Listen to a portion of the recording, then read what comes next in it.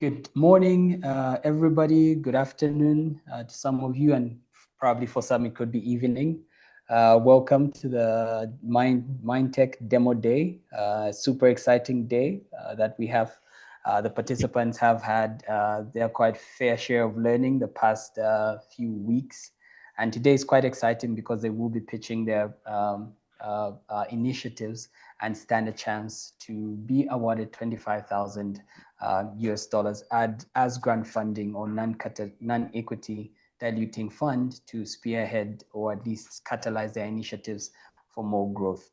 I am super excited to have various people on the call today, and I would just like to observe senior government officials that are present today from the Ministry of Technology and Science. We also have the CEO of the Timbuktoo Foundation, Ms. Natalie Javangwe, and we also have the country representative, UNDP resident representative for Zambia, which is Dr. James Wakiaga, and also we have representatives from BongoHive and UNDP staff and various stakeholders, investors, different program partners that we have on today's webinar. Thank you so much for creating time to join us today.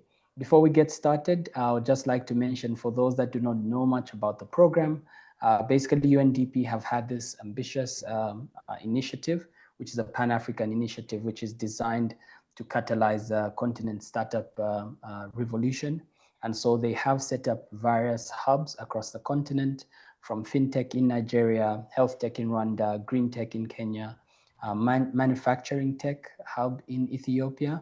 We have the Creatives Lab in South Africa, and for Zambia, we have the thematic hub, which is the MineTech Hub, plus the various initiatives at university level, which are the unipods that they have had going. So for the past few weeks, 10 startups have been on the program. They've been through a bootcamp. They visited us in Zambia. It was a pleasure meeting you all, where they had an opportunity to be trained and refine their businesses. And today, they are going to be pitching to a panel of judges who I'll later introduce and hopefully, as I mentioned, get the grant funding.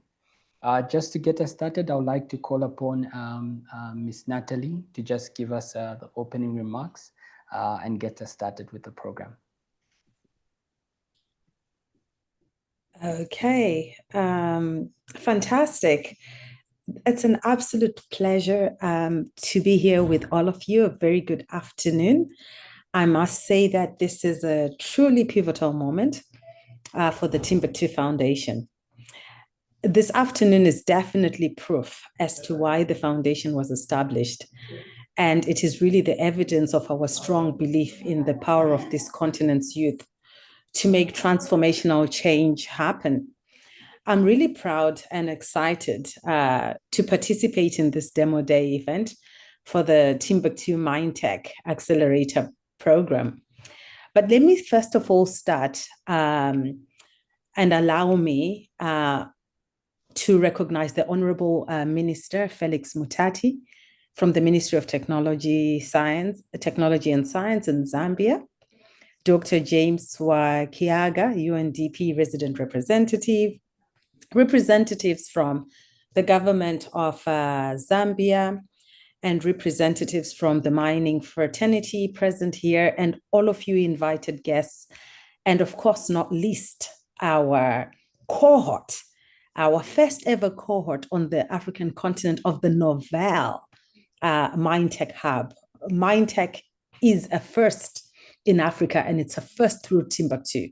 There isn't a MineTech Hub that I know elsewhere on the African continent. So Zambia, the government of Zambia, UNDP, and our cohorts have literally pioneered something that the African continent will look back at in history and remember that they actually kicked off the transformation of the mining sector on the African continent. So as I come here, I extend our greetings to you from the whole of the Timbuktoo Foundation, some of our colleagues in New York, our regional director for the Africa Bureau, Madame Ahuna Eziokonwa, And as we come to witness this achievement from the MineTech Hub, I am really pleased that it's a critical milestone for the 10 high potential ventures that were selected through a competitive African recruitment drive, a competitive process that had about 300 plus applications. Now, for those in the audience who were with us in December last year, and you witnessed the groundbreaking launch of the Timbuktoo MineTech Hub, where we had the pre-launch of this acceleration, you'll appreciate just how ambitious we've been to come this far. And Timbuktoo is truly that flagship program that's designed to catalyze Africa's innovation ecosystem. And our ambitions are really about connecting this ecosystem through a venture pipeline, venture builders such as BongoHive that you've been working with, and of course through venture capital as well. And this is why we're really designed to catalyze Africa's innovation ecosystem. And our aim, which is really bold, to raise the $1 billion, support up to 10,000 startups, and hopefully amongst you are going to be some of the startups that will make the 1,000 that we want to scale, and the impact of over 100 million livelihoods that we really do want to touch on the African continent, and in excess of the 10 billion in value over the next decade. So the MineTech Hub obviously is one of the 10 hubs established by Timbuktoo. You know that these 10 hubs, for those of you who've been hearing our story, but I'll reiterate if any of you are new to Timbuktoo, are strategically located across the leading startup ecosystems in Africa, each one focusing distinctly on a specific industry vertical. And the countries hosting these hubs being really mature or showing a lot of promise in terms of the industry verticals we're focusing on. So we've got Ghana housing our agri-tech, Nigeria our fintech, Kenya housing our health tech, Kenya housing our green tech, South Africa, where I currently am, housing our creative technology, Senegal, housing our edutech, Egypt housing our trade tech, Rwanda housing our health tech, Morocco our smart cities and mobility, Ethiopia housing our manufacturing tech, and of course, why we're here today, Zambia are housing our mining tech. So each of these hubs have a venture builder, as I said, and a venture capital fund, and of course, the venture startups that we have, which attract talent from across the continent, so that we can nurture scalable, high impact ventures that contribute to one Africa market and beyond. So this also speaks to the ambitions of the continent on the Africa Free Continental Trade Agreement. Timbuktoo is also part of building and driving the economic growth prospects of Africa at a pan-African and a regional level. So the startups that we're celebrating today are coming from different countries. 10 different countries are here represented, which already symbolizes the Pan-African vision we have. And this today are really a part of a bold and visionary cohort of young Africans. Our cohort is fearless in their pursuit for innovation and determination for scale and an ability to lead the growth and transformation of this continent in the mining sector. In my eyes, all of the 350 plus startups that were selected are successful because they really resemble the potential that we have on the African continent. But you're lucky, the 10 that are here who've really actively made it to shaping this journey through your ingenuity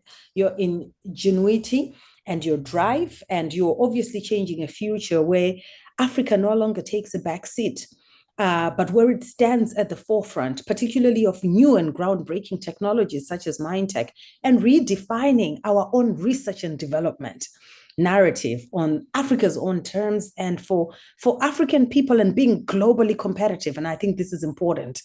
So despite the rapid growth in obviously venture funding globally, there is still a gap in Africa's early stage risk capital, particularly from domestic resources.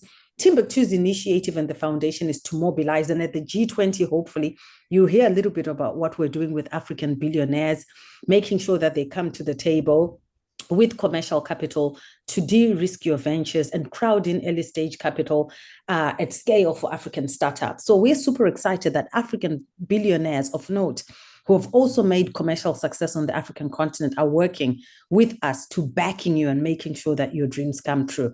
Over and above that, there are many other things we're doing in the commercial sector and the financial services sector. We're thinking about micro bonds that can be used to support your ventures.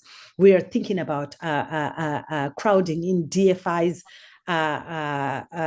globally that can seed the next generation of African startups. So we're busy about closing this gap so that we increase your chances of scale and success, obviously, on the African continent. So, well, today, this pitch event serves as a crucial platform for you to take this seriously because we are really committed and we're really ambitious about making this work together on the African continent.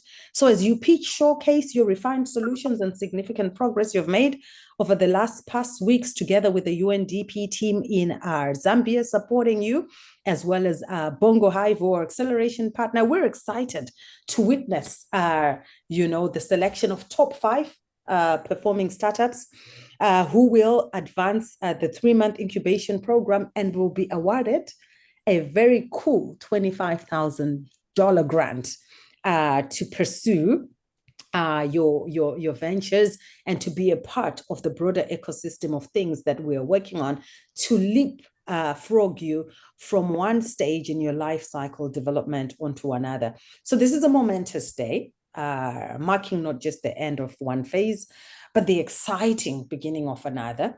And we're here to witness the future of the African continent, the future of mining innovation unfold. And so to all of our guests who are here present, enjoy the presentations from our superstar 10 startups. I would say buckle your seats, fasten your seat belts, sit back and enjoy this acceleration of the MineTech plane that is about to take off for the next few hours. Enjoy the ride. Thanks very much. Thank you so much, Mr. Bangwe. And thank you again for reminding us the bold vision that UNDP has for the continent. I do know you've stressed on one side for people that are here today joining us from different countries. I can see we have Botswana, Zimbabwe, Ethiopia, and Zambia.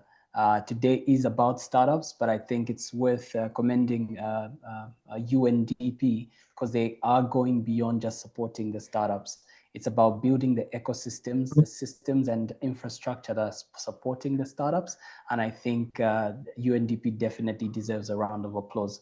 So if you can just hit us with a round of applause, a virtual round of applause, if you can find that icon, wherever it is, really appreciate that.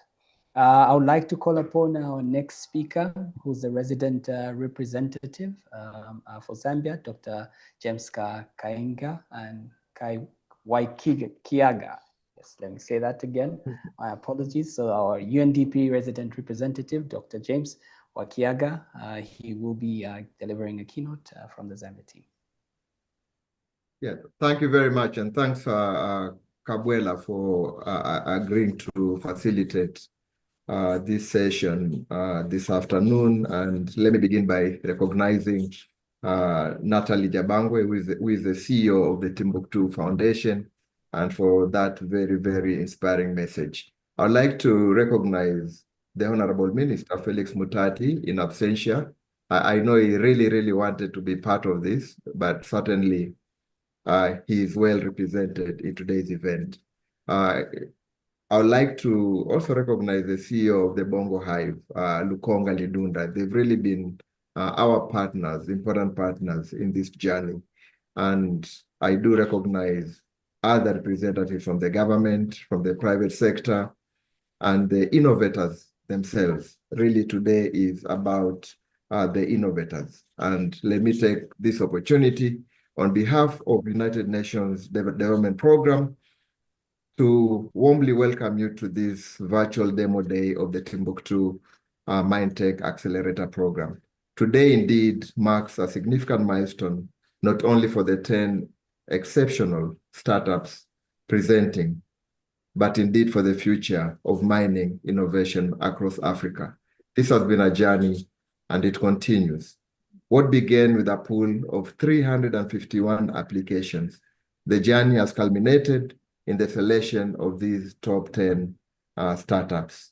Their journey through the accelerator program has been nothing but inspiring. Today, we gather to celebrate their bold ideas that embody the spirit of innovation, collaboration, and sustainable development. With that vision in mind, and let me say, this inaugural cohort of 10 is a product of that vision, and they have made us all proud, as Jabangwa rightly mentioned. They are a living proof of why supporting the MineTech matters, and they are a living proof of why we all need to come together to support this MineTech Hub. Over the past 5 weeks, these founders have embarked on a truly transformative journey, from their 10-day in-person residency at NISA, NISIR, to an intensive 1 month of virtual bootcamp. They have demonstrated resilience, creativity, and indeed a deep commitment to solving real challenges in the mining sector. Their solutions, ranging from advanced data visualization to drone-enabled insights, are not only technically impressive, but also deeply aligned with the needs of Africa's mining ecosystem. Thanks to the consultative expertise of BongoHive, delivered under the strategic umbrella of UNDP's Timbuktoo initiative, this program is more than an accelerator. To me and to many others, it is a movement to position Africa as a global leader in mining technology. And thanks to the leadership of the RDA Regional Director, Auna Ziakonwa, who came here to officially inaugurate this MineTech Hub. Today, we are proud to witness the tangible results of that vision.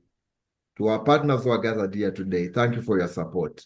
Your presence here today reflects a shared belief in the power of innovation to drive inclusive and sustainable growth in the mining sector. And to our startups, congratulations. You've already proven your potential. Today is your moment to shine, to inspire, and to show us what the future of mining can look like. Let us all celebrate ingenuity, collaboration, and the bold ideas that will shape Africa's mining future. Thank you, and let the pitches begin. Thank you so much, Dr. Wakiaga, for that speech. And again, UNDP, we have been working closely with the UNDP Zambia office, and this project and program is a testament of nurturing really bold ideas and giving them life. And today, hopefully, we will be seeing the top 5 that will be selected for that non-equity grant of $25,000 US. At this point, I would like to call on a representative from the Ministry of Technology and Science. I think the Honorable Minister is not with us today, but I would like to call upon the representative of the Honorable Minister to just come up stage.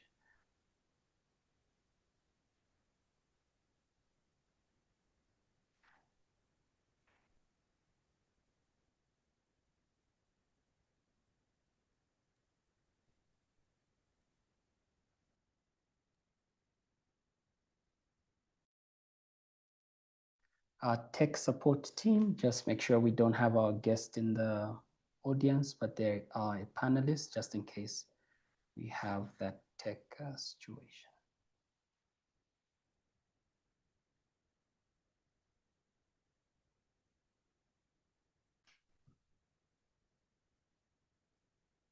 So while the tech team is just correcting that, please let us know where you're joining us from.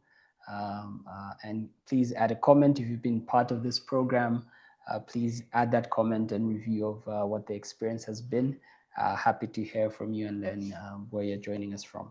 So we'll just give it a few minutes and our team should be able to support us with just bringing through our representative from the Ministry of Technology and Science.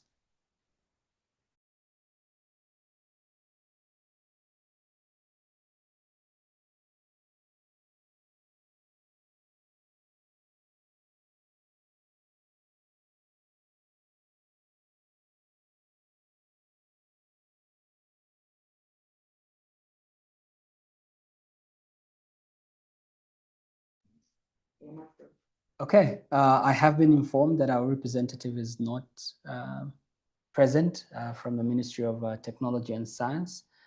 We will, I'm sure they should join us at some point.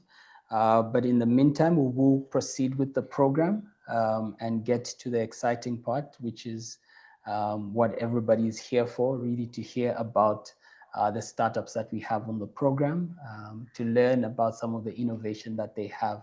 We have a top 10 from the participants, and these are from across the African continent.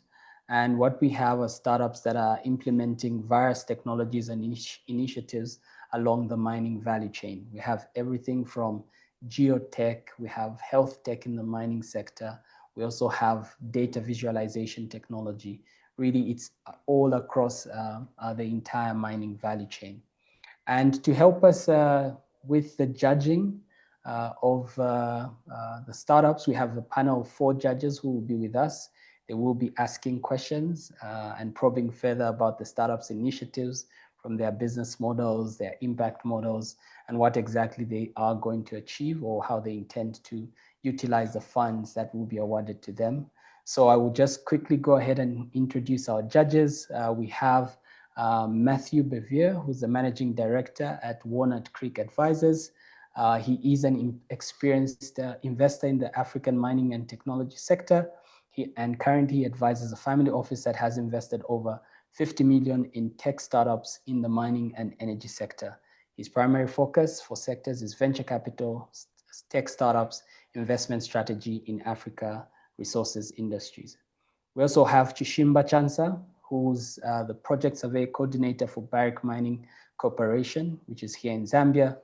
His expertise, he's an on-the-ground operational expert with over a decade of experience in mine surveying and project management on the mine, and his primary focus is around practical application of technology, particularly as a certified drone pilot, using modern survey mapping technology to improve efficiency in mining operations.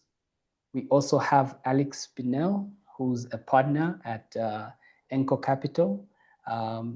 This is a high-level finance and private equity professional at an African-focused asset management firm with over $1 billion in assets. Alex's primary focus is deal origination, investment structuring, portfolio management, and corporate governance for African ventures. She holds a chartered financial analyst designation. We also have Christopher Nyamkondiwa, who's a forensics data analyst and security technology specialist. His expertise is a technology and security specialist with over 20 years of experience using data analytics and AI to combat fraud and improve security. His focus is around applying forensic data tools and AI-driven solutions within the mining industry with direct experience working with major companies like Mopani, Impala Platinum, and De Beers. So these are our panel of judges. Judges, thank you so much for joining us today. And from this point onwards, I will ask my colleague to just take over. Okay, I have been advised that the minister has joined. Okay, perfect. So just before we get into the pitch sessions, I'm glad that we've introduced our judges.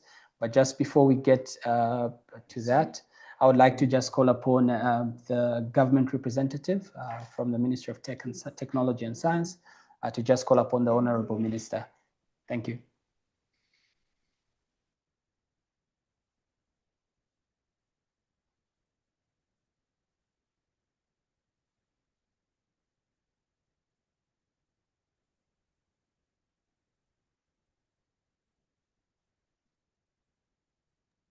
Do we have the representative from the ministry?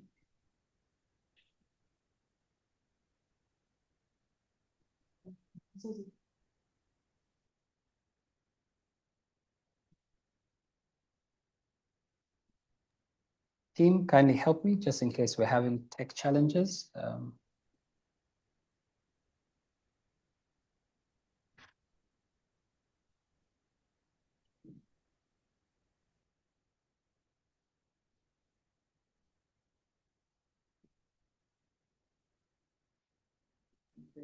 Okay, so what we'll do while we sort out the technology challenge, we will have a 10 minutes break, and so maybe we will get started with the pitches, and we'll have our representative, and hopefully if the minister is with us, he will definitely deliver his keynote. So at this point, I'm just passing it on to my colleague, and they will bring up the first startup for the pitch. The startups will have 3 minutes to pitch. And there will be a hard stop, so 3 minutes to pitch and 5 minutes for Q&A. So the team will lead us through and they'll call upon each startup. Wishing everybody all the best and best of luck. All right, good morning, everybody. My name is Momo Mubila Kakuma, and I manage the entrepreneurship unit at BongoHive. And I will be introducing the founders as they will be pitching. As my colleague mentioned, the founders will have 3 minutes to pitch, and then the judges will have 5 minutes to ask any questions. After each startup pitches, we'll have about 1 to 2 minutes transition time to just allow the other startup to set up their pitch deck, and we will also allow 1 question from the audience. So while the startup is pitching, please make sure that you share any questions you have in the chat. And my colleague Mariah, who's helping us coordinate on the tech side, will then I will then be sharing the questions, and the startup will have opportunity to answer 1 question from the audience, and then the other questions will be asked after all the startups have pitched.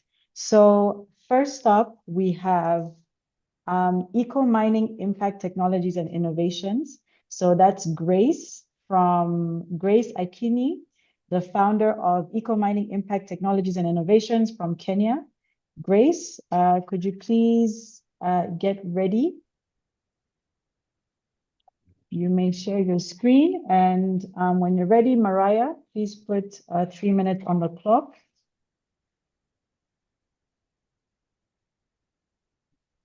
Grace, are you ready? I wait, just confirming if my screen is visible. Yes, if it everyone is. is able to see my screen, and as I switch, is it working? Yes, it is working. If you can just put it on presentation mode. Presentation. On slideshow. Yeah.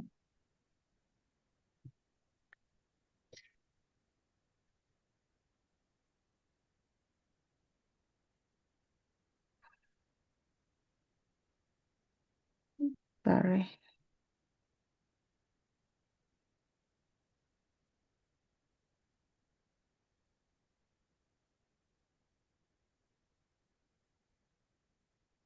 Okay, maybe try your options at the bottom there, where you have notes, and then those other options, bottom right of your screen, next to the Zoom bar, the one before the Zoom bar, you can try that one.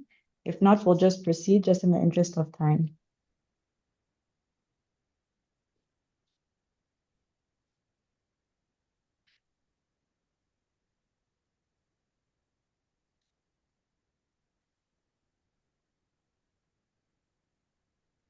Okay, Grace, are you good?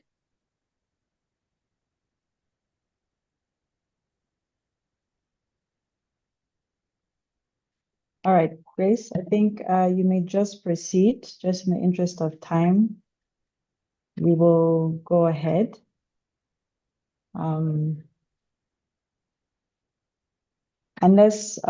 you would like me to share my screen, I can share your pitch on your behalf.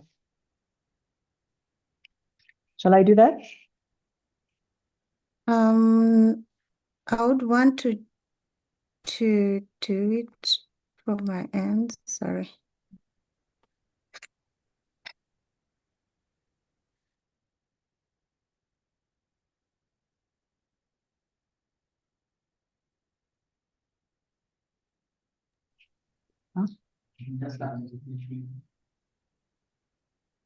Grace, we need to move on. So I can share your screen for you. I see you're having challenges. Let me share your screen for you so that we can proceed. It's fine. If you're able to clearly see my presentation, it's Okay, okay. just zoom in slightly. It's a bit small. Just zoom in slightly. Zoom in slightly, okay.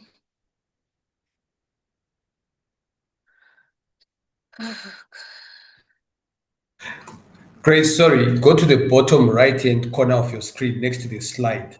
Click on that thing there, where it's like, yeah. Then you should be able to start your show. Bottom right-hand corner. Move your mouse to the bottom right-hand corner. Your mouse pointer.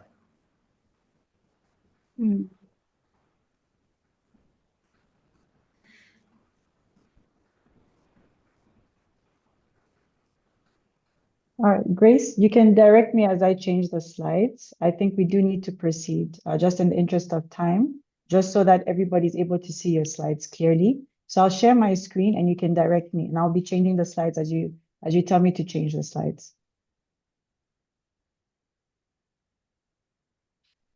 Okay.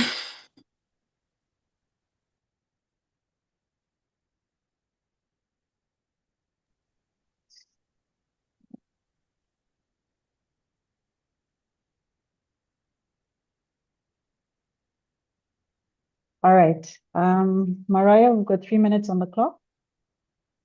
Okay. Grace, are you ready? Yes.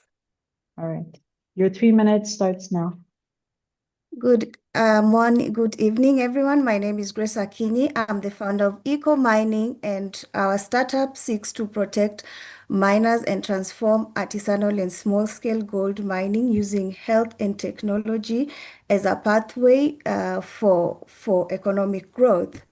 We are on a mission to protect 5 million women by 2035 from the adverse health effects of mercury use in the processing of artisanal and small-scale gold mining. We are looking at this 36 billion gold market value, and by our commitment by 2035 is to be able to put protective gears in the hands of the 5 million who are the ones directly, 5 million women who are the ones directly involved in processing gold in this space.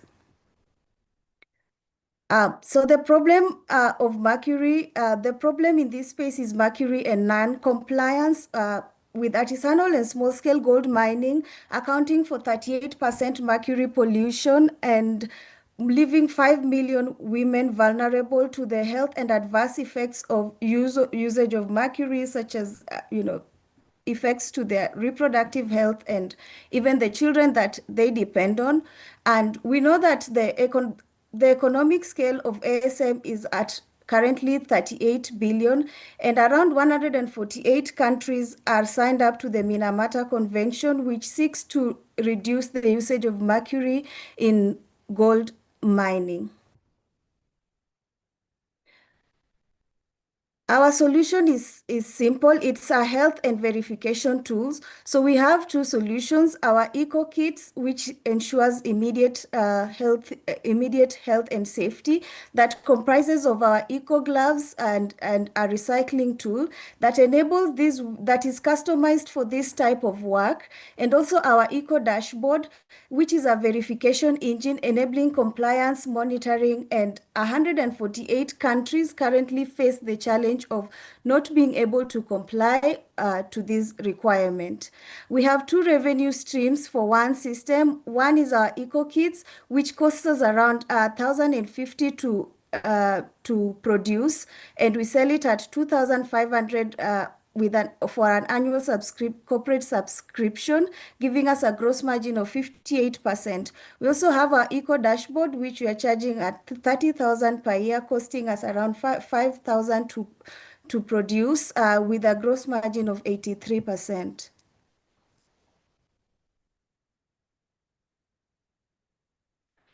Our traction is based on the proof of adoption and demand. So we have pilot phase success. We have commitment from the Association of Small Scale Miners to be able to enable us roll out this to the over Grace, 200, you need to wrap up. Your time is almost up. You've got 10 seconds. 200 mining cooperatives. Our team is comprised of very capable people, and we're also backed with a lot of institutional partners to help us complete this. We are looking at a market of 500 million with a sum of 250 million and a sum of 5 million.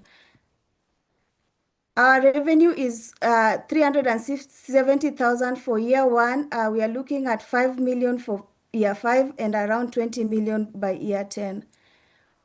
All right, Our Grace. competitive Sorry, advantage is our human-centric center, our IP, Grace. strategic Sorry. partnerships. Yes. Grace, sorry, I'd have to stop you there. I think we will follow up with the judges' questions. Your time is up. We did add a bit of time just because of the delay in the beginning. But just to be fair to everybody else, we have to stop you here at 3 minutes. So I will allow the judges to then ask questions. We've got 5 minutes on the clock. This is in any order. So for judges, please unmute and ask any questions to clarify. We've got 5 minutes. And Grace will be able to answer anything that may have been left out. So the judges do have your access to your slide deck and the deal book, as I mentioned. So don't worry. Okay. All right, I can start. Thank you very much, Yes, Grace, for please. your presentation. I'd like to go back to the technical valid product. Can you please comment by which institute it has been tested and the technical validation it has been obtained? And I would also like to know more about if there is any patent, any IP, especially on the mercury capture tool.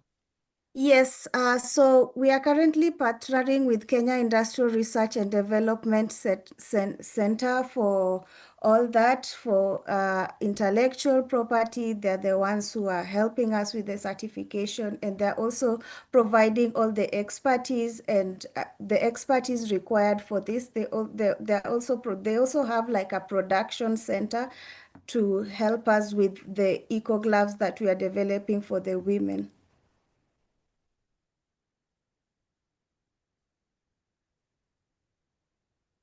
All right. Thank you, Alex, for the question. Any other questions from the other judges? Hi, Grace. Yeah, thanks again for that presentation. This is interesting. I had a question on adoption in the artisanal mining sector, because it's notoriously difficult given the cost pressures and the informality of the sector. So how would you ensure that these miners and women and the cooperatives themselves pay and consistently use the kits? So that's indeed a big issue. And so first of all, there's a lot of pressure around the health. So the pilots that we've done so far, they've shown interest in it. So initially, when we were doing pilots, immediately we had like 10 people buying the kits. And then also the commitment from the Association of Miners, whereby they see this as our approach is like it's a very simplified tool. So usually the issue is around the cost, the issues around energy, and the issue around the complexity of the technologies that are brought into the space. So what we've done is we've really simplified the technology in terms of it doesn't require any energy needs. The gloves are very affordable and really customized for that type of work. We really worked with the women and the people to curate something that they say themselves that this is what we would ideally use in this situation, and also just adding a metric to our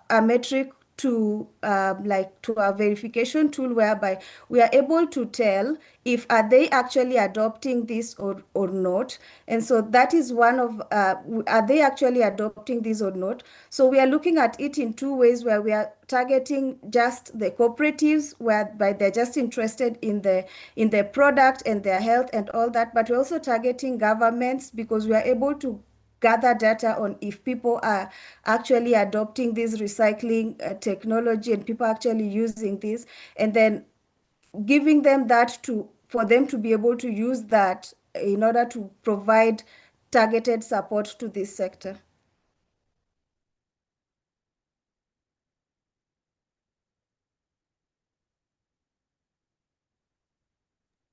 All right, thank you so much. And for the other judges, any other questions? We have 1 minute left on the judges' questions.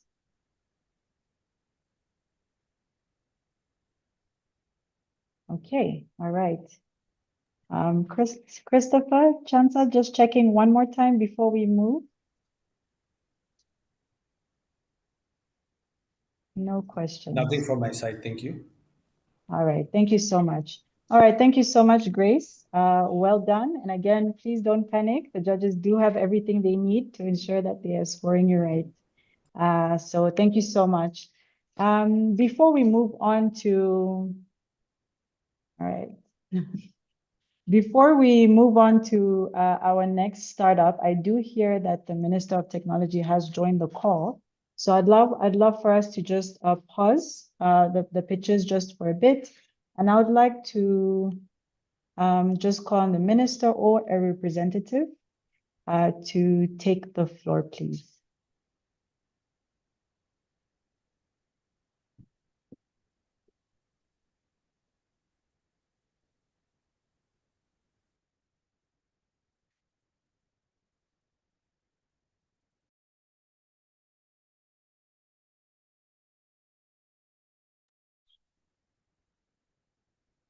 Okay, I do hear there is a representative who needs to introduce the minister. If you're on the call, please, the floor is yours before we move forward.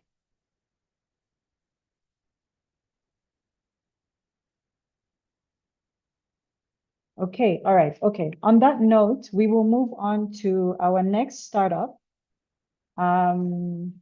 I just want to check with the judges. Are we all good on the scoring? Are we able to move on, or would you still need a bit more time? Are we good on the scoring? Okay, perfect. All right, so we will move on to the next startup. Our next founder is from Uganda, and this is Arthur from Anchor Machines. So Arthur, the floor is yours.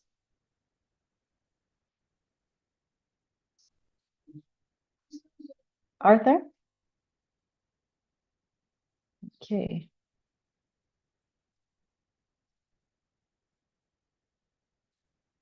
All right, so Mariah?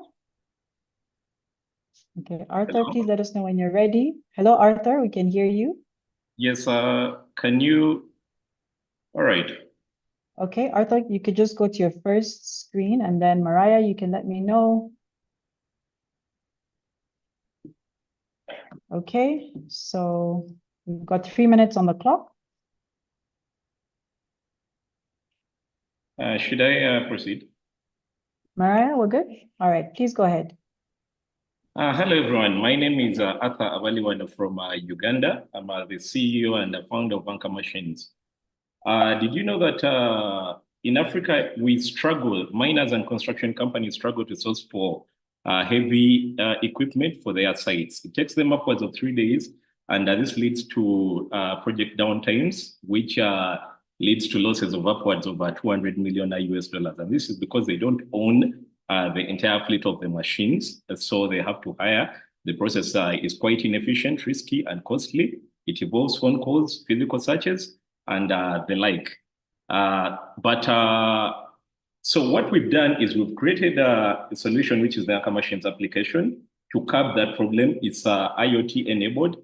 It's both on mobile and website. It's an application, and it shows the different specs of different machines, the pricing, the models, and one is able to book an equipment within 3 clicks, and we deliver it within half the time the traditional means ordinarily take. It also increases the rental lifetime of the machines over the machine owners. One is able to make payment, and we deliver it within 24 hours for the smaller jurisdictions. Basically, it's the Uber of construction equipment.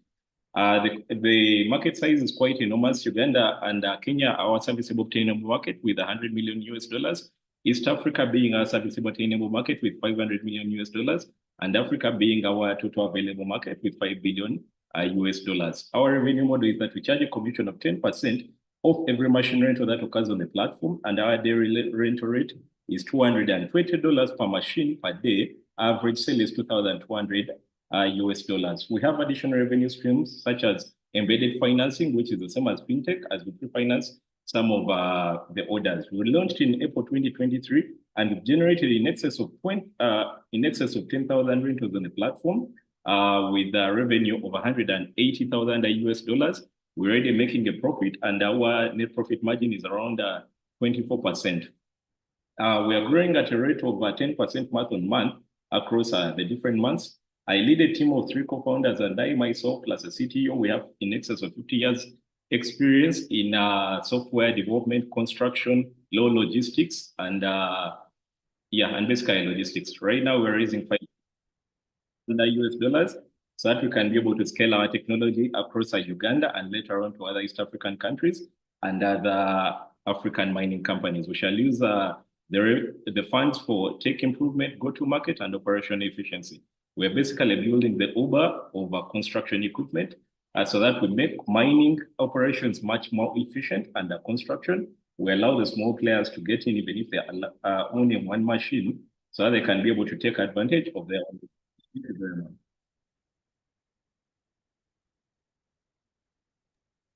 All right, thank you so much, Arthur. Right on time. For this is for the founders. We do have your time up there. So please just make sure you're checking on it so that you're pacing yourself. So thank you so much, Arthur. We've now opened the floor for judges. So judges, you've got 5 minutes to ask your questions to Arthur. Arthur, how are you? How do you verify that the machines that you lend out, that the users are complying with the conditions, the set conditions that you set for the machines? Yeah, we ensure that by, we have terms and conditions that they sign up with, but even as the machine is operating, we already have GPS-enabled systems in them, and the machine, we're able to view it. But to answer your question, these machines move with their operators. So the operator is the one in charge of how it operates. If at all he's told yes, he's supposed to do this, then he will be the one to be able to do it. It's not the person who has hired it to put on board their own operator or driver. Okay, and then like in this market, obviously this is a great opportunity. What is your contingency plan? Should the big players like Caterpillar and all those guys who now want to also seize this opportunity, how are you going to cater for such? Yeah, the big players are limited. Right now, they're limited because they're only limited to their own machines. Their brand, Caterpillar, is limited to only Caterpillar. Komatsu will be limited to only Komatsu. Whereas for us, we're cutting across all the different brands. So whereas they're limited, that is a very small portion. Whereas for us, we're cutting across all the different types of machines and brands. At the same time, we have add-ons. We have embedded financing on the platform that we've been able to roll out. We have fuel partners such as Rubis, who provide fuel to our players at a subsidized rate, and the fuel costs about 40% of our project costs. So that's our clean fuel. So the add-ons that we have on the platform is able to be the one thing that can be able to keep people, is the edge that we can be able to have to edge out our competitors. But yeah, for the big brands, it's one of the ways in which we are ahead of them, or we can be able to be ahead of them. Okay, then last question. What is the access to your mobile app? How does one get access to the mobile app, and the currency of payments? How does that work? Yeah, the access is right now we've already rolled out on Google Play. So one is able to access it with an Android phone on Google Play. We are rolling out on Apple. We're working on it so that we're able to roll out. But the guys on Apple can be able to access it through our web app. The currency of payment is the local currency where the person in the country of operation. So for now, since we are still in Uganda, it's Uganda shillings. And we have embedded embedded payment platforms in there so that the payments can be able to roll out. But we have also options whereby we allow the machine partners to be able to dictate the model. But the default is the primary currency of the country. The US dollars are coming whereby the contractors are saying, yes, we shall pay in dollars. And even the dollar payments are allowed. So it's something that is where we allow that pattern. We're very flexible on that. Thank you. Okay, nothing more from my side.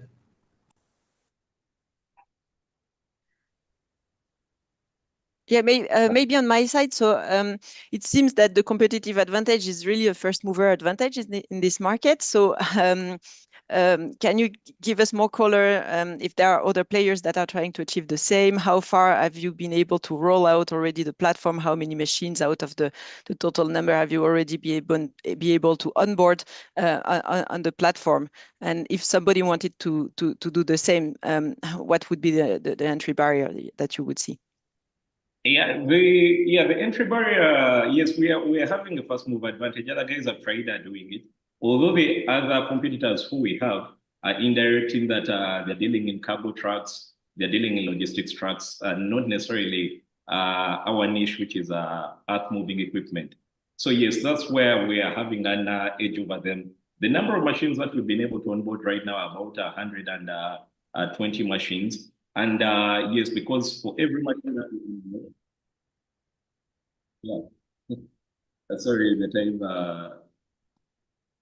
time is out. I don't know whether I'm allowed to continue. I think just finish that up. Just finish that up, and then we will. Yeah. So basically, it's the add-ons that we've allowed to add onto the platform is our edge over. Is our barrier towards the guys who will be able to come in. And it's an industry whereby it's also relations, that you build relations. It's a niche industry so that you're able to onboard the different machines and at the same time partner them with the mining guys and the construction guys. So yes, we have industry knowledge that is able to be a barrier maybe to the guys who will be able to come in. Thank you. Thank you. All right, thank you so much. Thank you, Arthur, and well done. So we are going to take a little pause now, allow the judges to just complete their scoring. And while that is happening, I would like to call on the representative from the Ministry of Technology and Science to introduce the minister who is now joined us and is now ready to address us. Good afternoon. I don't know if you can hear us. Yes, very loud and clear, though we cannot see your camera. It looks like it's on, but we can't, it's a blank screen. Okay. I think you muted our camera and our video. Let's still proceed.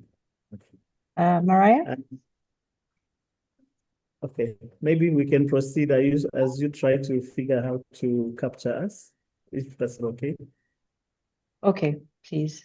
We'll work on it on the background. All right. Good afternoon. I have a rare opportunity to introduce the Honorable Minister of Technology and Science, Honorable Felix Mtati, MP.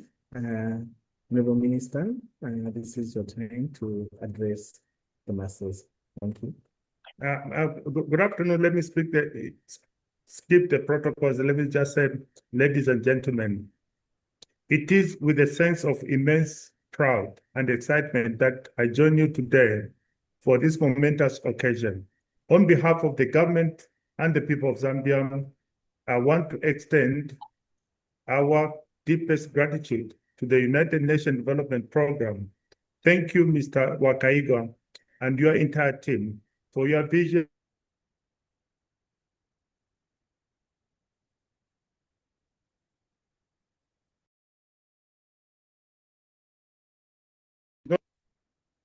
is not just a gesture of support, it is a powerful statement of commitment to our shared future. Ladies and gentlemen, the Timbuktoo MineTech Accelerator Programme is more than a project. It is a strategic investment in the very fabric of mining in Africa.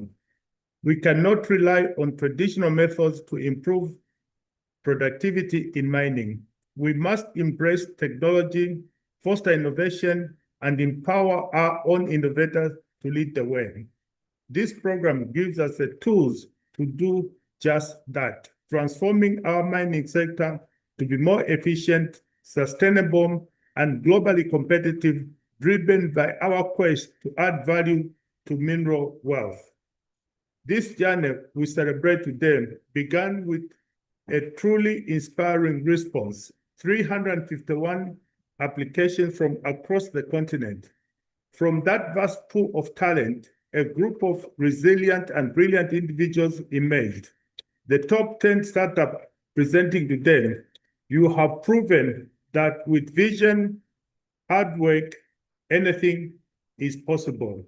Your bold ideas, even in their infancy, have the power to create massive ripples of change across the continent. Ladies and gentlemen, this is a Pan-African vision for mining innovation, and we are proud that Zambia is at the forefront.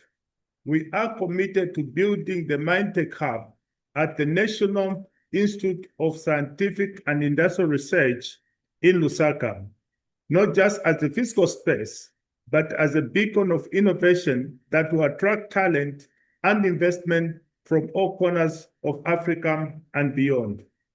To our incredible partners at BongoHive, thank you for your invaluable mentorship.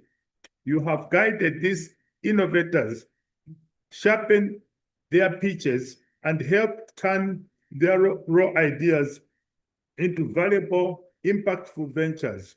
Your expertise has been a cornerstone of this program's success. And to the UNDP staff, your immense support, coordination, and tireless efforts behind the scenes have made all this possible. We are truly grateful for your partnership. Ladies and gentlemen, finally, to our startups, remember the journey of 1,000 miles begins with a single step. You have taken that step, and today you are ready to show the world where you are headed to. The road ahead may be challenging, but as the great African entrepreneur Stride Masiwa once said, the secret of success is to start from scratch. You have started, and now you will solve. Let us look forward to a future where Africa is not just a source of raw material, but a hub of technological ingenuity. I thank you and wish all of you the very best today. Thank you.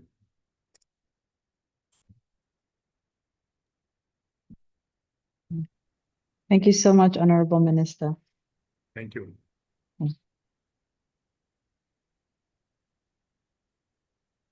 All right, thank you.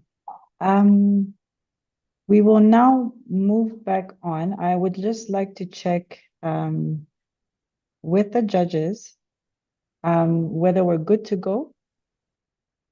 Thumbs up. All right, thank you. We're good to go. All right.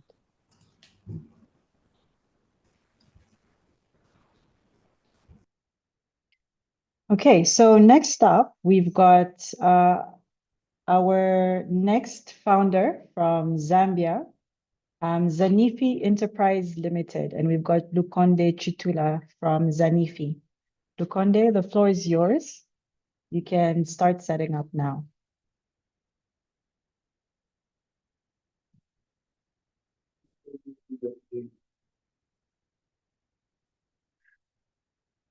Okay.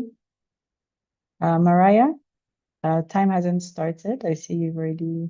Okay, we can put it in. Just 1 second. Chitula, you'll just let us know once you're ready.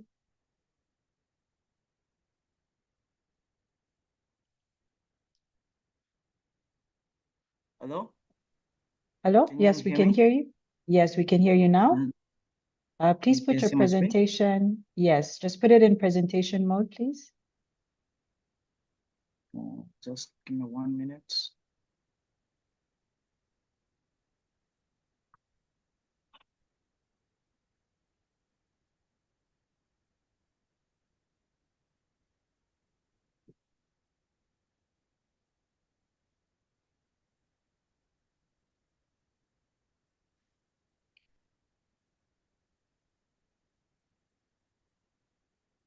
Is that fine? Yes, now it is. Okay, so your 3 minutes starts now. Yes. Good afternoon. My name is Chitula Konde. I'm the founder and CEO of Zanifi Enterprise Limited. Zanifi Enterprise Limited is an exploration company in Zambia, which initially started as a 2-people startup, but now consists of 30 staff members in a space of 3 years. Our vision is to make exploration faster, safer, and smarter in Africa. And the impact is that we've reduced exploration costs by 50%, cut survey timelines from months to days, and we're unlocking green mineral deposits for the energy transition. The biggest problem that the mining sector is facing at the moment is reliance on traditional exploration methods, which are often expensive, slow, unsafe, and disruptive to the environment. Our product and services are the solutions, where we have long-range drones that are used for airborne exploration service. They're not only fast, but also safer for the environment. We also do drone-based mapping, and we've integrated AI-enabled workflows in our geochemistry, mineral exploration source sampling. We have active projects in Zambia as well as Botswana. The market opportunity is that Zambia has over 1,000 mining licenses. Combine that with the regional potential, which is worth over 1.5 billion. And currently there's a push for copper, plus green minerals, minerals such as lithium, cobalt, and manganese, because of the demands for EVs and renewable. Now, this has created a gap or a need in Africa for a modern, cost-effective exploration solutions. And this is the gap that Zanifi is filling. Our competitive advantage is that for one flight, we are offering multiple data sets at a fraction of the cost with speed and accuracy. And we also integrated AI in data processing. But the biggest advantage is that we have the largest private sector drone geophysics unit in Zambia. Our business model is very simple. We make money for every kilometer that we fly. We make about $15 per kilometer flown. And for core logging and drilling supervision, we're making $11,000 per month. For geochemistry, for rentals, we are renting units, $95 per day. And advanced processing software, an average of $35,000 per site. Our plan is to scale across Southern and Central Africa. Team capability, we have 3 consultant geophysicists, 7 field geologists, 20 skilled operators and technicians. Our financials and milestones reflect growth. We started in 2022, and now we are in 2025, Q3, with a cumulative revenue of $360,000. We've grown at the rate of 73%. Right now, our interest in this program is to scale operation, look for partners in pilot projects, strategic partnership, and long-term collaboration. Thank you. All right, thank you, Chitula, and well done, right on time. We will now move on to questions from our judges. And for the audience, please feel free to leave your questions in the chat, and we'll take them just right after the judges' question. All right. So on the judges, who would like to go first? My question is, big companies that are currently exploring, you've got more money and more resources, right? What makes your company different enough to grow and survive when the real big players come into the field? Yes, so one of the unique differentiators is that at the moment, there's no single platform that could give you multiple data sets. And the biggest challenge in the mining sector, especially to what we're providing, is that oftentimes this service is outsourced, and our competition is manned aircraft. But even though they are relying on manned aircraft, they might not be able to achieve the same accuracy compared to a drone platform, because we're able to cover areas that can't be done by walking and areas that are just too small for a manned aircraft. So that's the biggest advantage. But the biggest also strength is in terms of these are custom softwares and integrated our own algorithms to process data. So I think that's the biggest differentiator. Okay, so you mentioned the data sets. Yes. What is the cost implication of those data sets? Because I assume there's licensing and you purchase them from somewhere. Yes.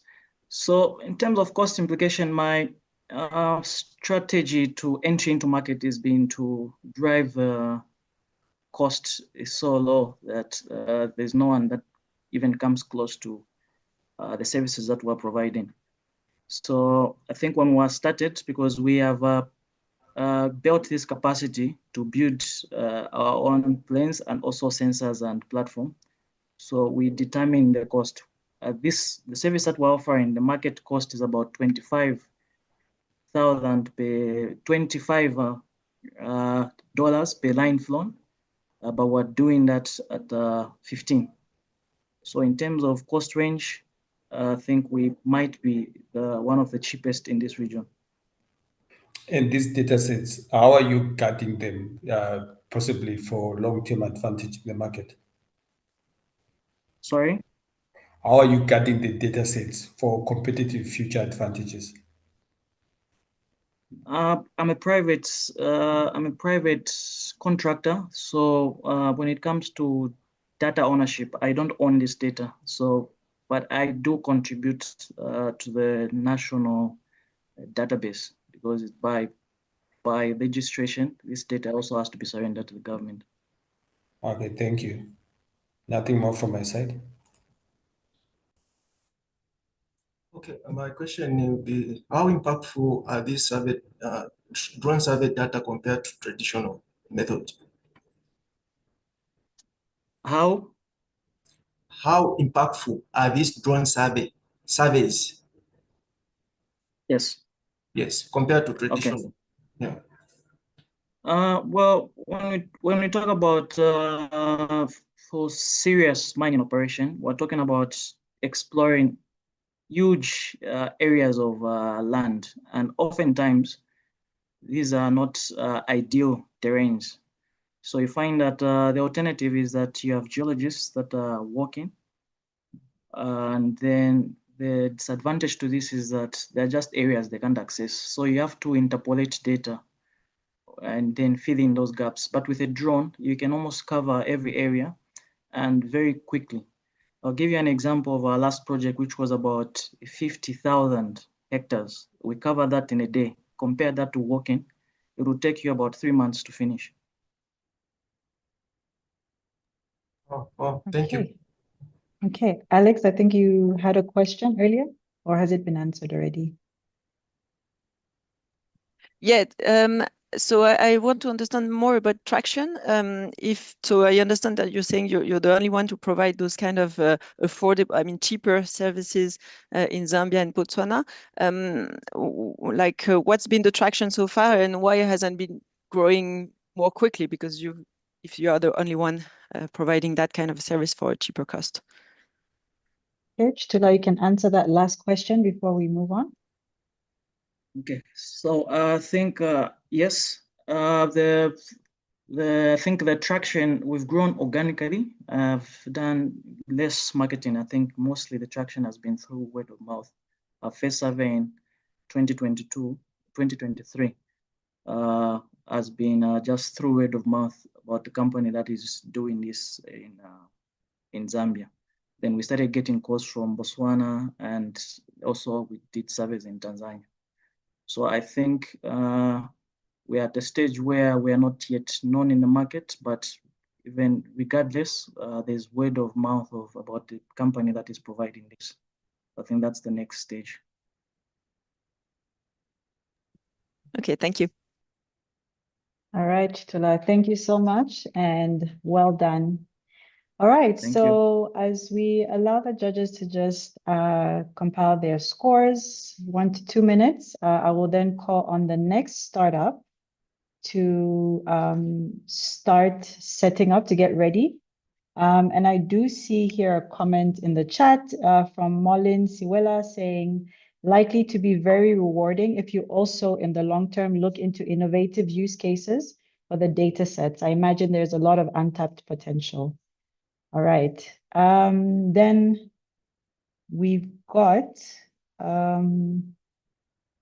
The person has my name, so I'm not sure who this is, but there's someone in the chat. Can you remind me of the name of this company and contact details? As I haven't seen the slide pack or agenda at the event containing contacts. All right, so we will be able to share that after pitch day, and you'll get a chance to hear more about, to get a bit more details about the startups. So I do believe on our registration form, we did ask for those that were interested in seeing more details about the startups. Please do just register your details and we'll be able to send those documents to you. All right, so next up, we've got MineProtect, Tech, Safety Meets Innovation. So we've got MineProtect all the way from, well, not all the way, just next door from Zimbabwe. We've got Bennett Kadea. Bennett, are you ready? Okay, hello, can you hear me? Yes, you can hear you. And before you start, I just want to do a quick check with the judges so that they're ready for you. Okay. All right, so judges, are we good? Just a thumbs up for us to proceed. All right, great, good. So Bennett, feel free, please put your presentation in slide mode, in presentation mode. Is it possible to just shade it like this because I cannot edit my PowerPoint? Okay, all right. All right, please go ahead then. Your 3 minutes starts now. Okay. Good afternoon, everyone. Did you know that over 1 million workplace accidents occur each year? Safety is paramount, especially in high-risk industries. Today, I present to you a solution for the safety of the mine workers, the Smart Safety Helmet. Our safety helmet features built-in sensors for location tracking, hazard detection, as well as data analytic tools for safety compliance. Unlike the traditional solutions, ours continuously monitors workers in the underground without use of Wi-Fi connectivity. Our target market consists of medium to large-scale mining companies as well as other safety companies. The global market for safety solutions is expected to grow to about $50 billion by 2029, making the demand for our solution very critical. We plan on generating revenue by selling each helmet at $150 each, as well as doing monitoring and subscription services. Our financial projection indicates a strong growth, with revenue expected to rise from $625,000 in 2026 to $800,000 in 2027. That is making a gross profit of roughly $200,000 in the first year. By the time we get to 2030, we expect to grow over a total revenue of $3 million due to market penetration increase. To get to this market, we're planning on exhibiting our solution out there, social media platforms, as well as partnerships, of which we already have 3 partnerships so far. The helmet is currently in the beta stage. We're still doing our tests in the mining companies with some of our partners. We also managed to register a patent and we're still applying for more safety standard papers. To get to this vision, we ask a funding of $100,000, with most of it going to prototype testing and marketing and launch. Our team comprises of 2 electronic and hardware engineers, as well as a compliance specialist. Together, we can achieve the safety of the miners. Thank you.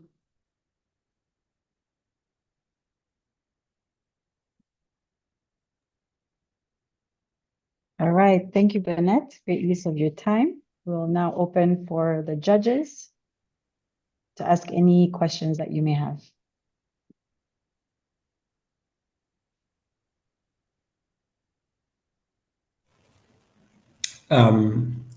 Question: what specific dangers or risks does the helmet detect? The HUD. Okay, it detects movement of falling objects, especially in the underground mines, and it also monitors the location of the workers. So in cases of emergencies or they get stuck, they can contact someone that is on the surface to get assistance. But when you say it monitors, it means that there has to be some other infrastructure that it's communicating with, because yes, So Exactly. what? So it means that there's other equipment. What other equipment is required before it connects? Like There's what's? it's a mesh network, and there is a monitoring dashboard that will be by someone on the surface. Oh, okay. So you need to have network underground. No, you don't have to have the network underground because it's a mesh network. So the advantage is it working without Wi-Fi connectivity underground. Okay. Sorry, I'm just trying to understand to get clarity. Because a rock fall or something is motion, right? And then you've got someone with motion who's probably in motion or moving. How does it distinguish between that and normal motion? And then also, yes, you can have a sensor, right? But for the sensor, because like you can look at the underground and the distance is underground, for the sensor to write back, right? There has to be some form of transmission. What is that transmission? That's what I'm asking. For the motion sensor, with the linkage of the Arduino, we use batteries underground, and the motion sensor is linked with the Arduino. That is Internet of Things. So with the Internet of Things, you only need internet on the surface, but underground you don't need. You have connectors that are the underground for each range. Okay, thank you. No further questions. Yes. All right, thank you for those technical questions. All right, any of the other judges would like to ask any questions? Yes, on the traction. So have you any revenue to date, and how have you been able to validate the value proposition to the mines? So far, for now, we've only been working with funding and grants. We haven't really started generating revenue because we haven't sold the product to the market. We're still undergoing tests, and we've partnered with Mimosa Mine and Zimplats. Those are the mines that are willing to buy the helmet after the trials. So we're currently using them for testing our products, but we haven't made any sales yet because we're still undergoing assessments of the helmet. Okay, thank you.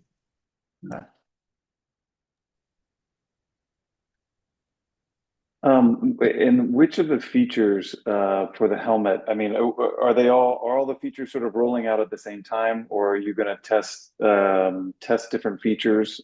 Is there a priority to which of these kind of roll out first? Okay, we've conducted tests on the surface as well as underground. So on the surface, we've tried testing with all the features on the helmet, and yeah, they do work, all of them. But so far, underground, we've only managed to do 2 tests, and for those tests, we only worked on the important features like location tracking and falling object detection. We haven't really tested all the other features underground. We just dealt with the main features so far. But there has to be a backbone that is driving the system, like on surface. What is driving the system? How do I do my analysis and my analytics with that data having come in? Well, there's a dashboard and it's linked to a drive. No, but what's the backbone? The cloud. So that's an additional license. Exactly. We haven't licensed for that, but yeah, that's the additional one. One more question. So what's the expected lifespan for this helmet? So far we've done 24 hours underground, but the battery lasts for up to 30 hours because we're using portable batteries, the one you use for your phones typically.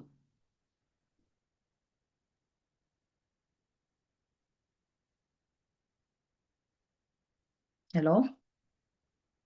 Hello. Yes. All right.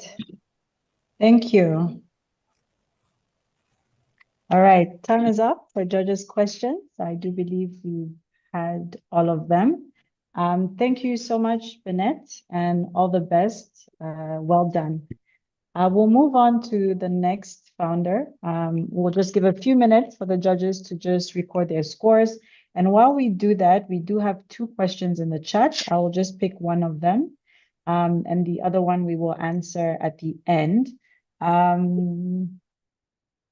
So Bennett, I think this is for you. The first question here is how do you address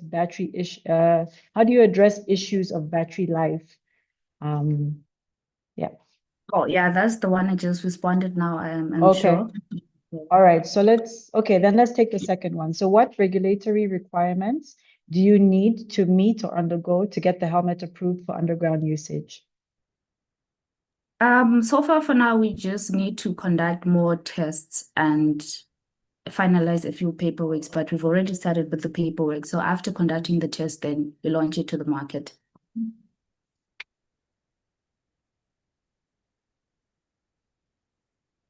Okay, all right. So I can't say your first name, but your last name, Mabala. I hope that was a satisfactory answer. If not, we will add it to our list of questions and Bennett will be able to answer at the end.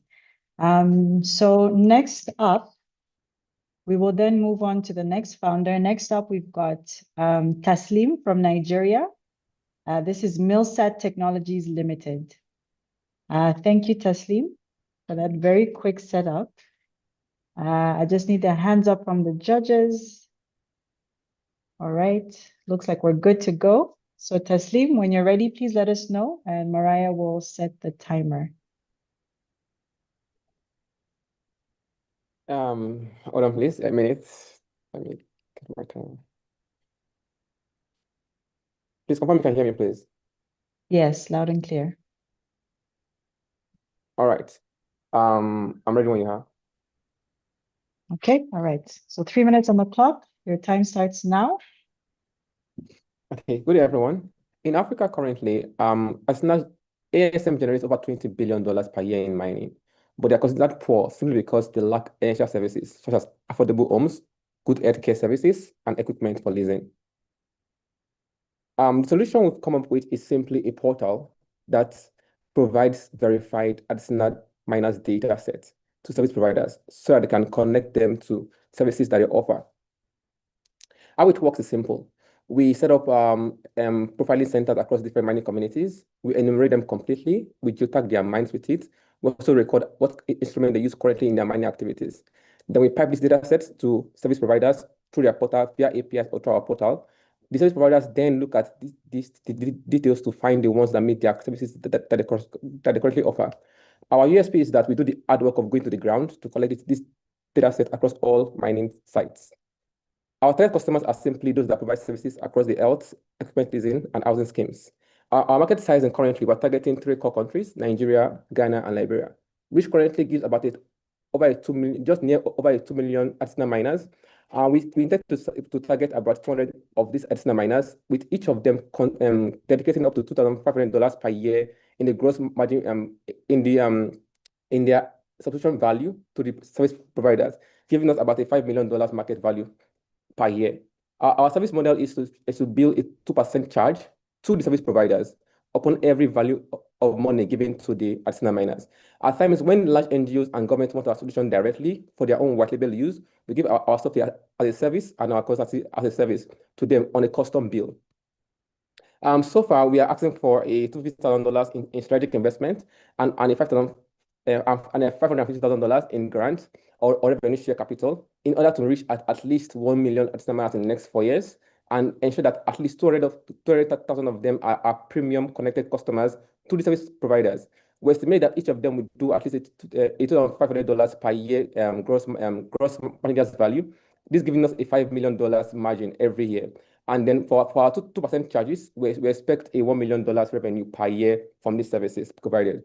And we give impact across SDG 3, 8, and 11. That's good health, decent work, and sustainability and sustainable communities for these miners, thereby giving them a good livelihood. Our current traction so far, in the last 2 years, we've been able to do over $1 million. Similar model across other sectors, agriculture, governance, and health so far. We look forward to being a $5 million year-on-year company by 2028. Currently, we have a $2.5 million in pipeline as we speak right now across health and mining as we speak. So far, so good. We've trained over 1,000 mappers across the country with different local dialects. We've currently piloted across four. Sorry, we're currently piloting across 4.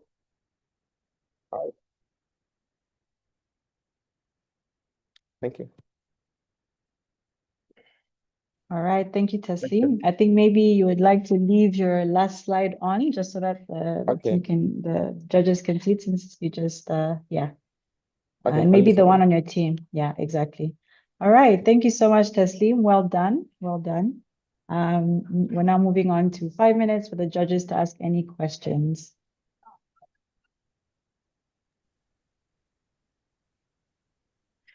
Yes, I'd like to understand a little bit more about the solution. So I understand it's a mapping solution. What's the tech behind it? And also, I understand you've been generating 1 million in revenues. So which have been the clients?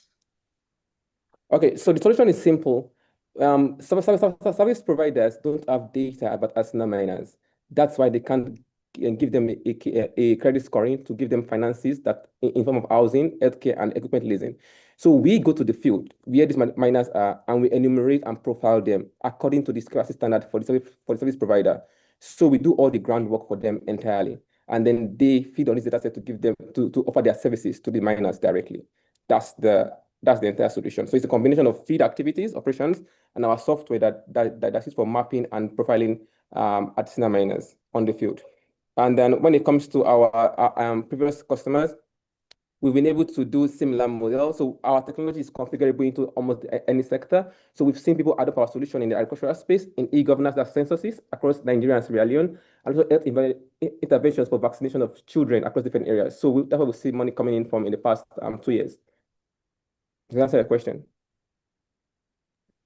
Yes, thank you. And how do you? There's a lot of data, I guess, that you're collecting on the end users. So how do you ensure data protection, and how do you deal with it?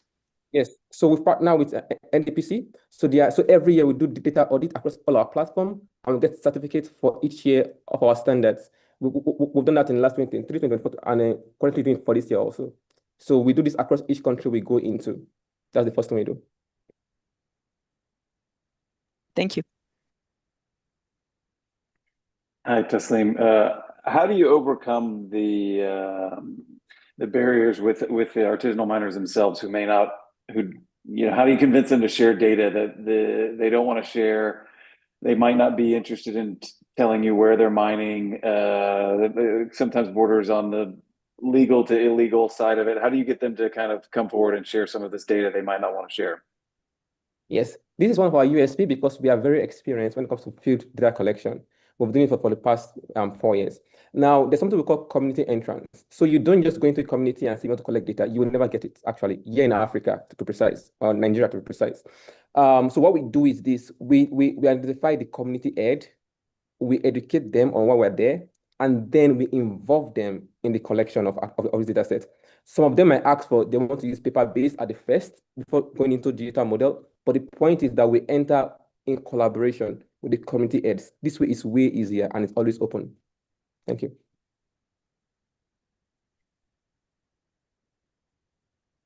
All right, thank you. Well done, Taslim. Any other questions?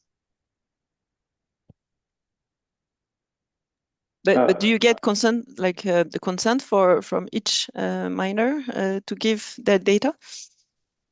Yes, so on our form, there is a consent button that will be read to you first about what is internet. Maybe we'll tell you this data is to be used to connect you to where you can find health packages that are cheaper, housing schemes, and then maybe equipment to enable you work faster. Do you accept us to share information to these particular partners? And they say yes. That's the first button on the form, and then you onboard them directly after that. So that is it.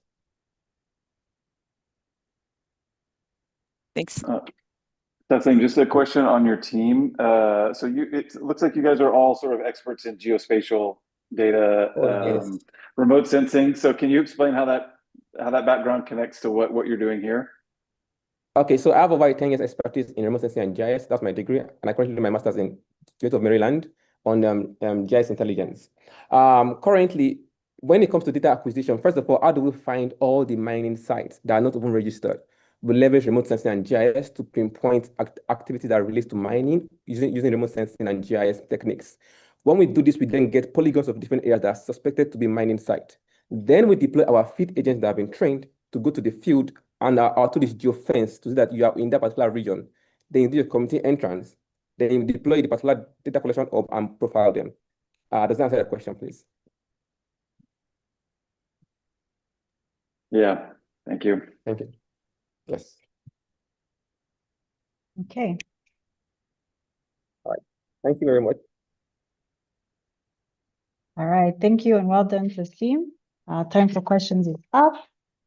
And while we give the judges a few minutes to record their scores, actually, we have reached, so that's our first 5 startups. We would take a quick 5 to 10 minute break to allow the judges to just score, but also just to give everybody just a chance to maybe get up, stretch your legs, stretch your back.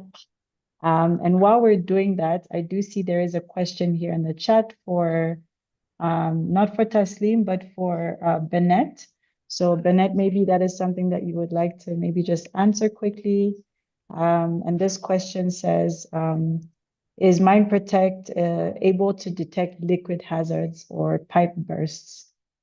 So Bennett, if you'd like to just answer that, and then while we're just taking our break. Right now?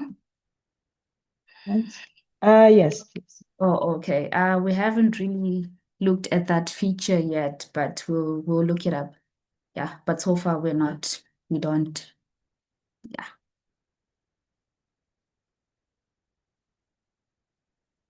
Let me just respond to it on the chat.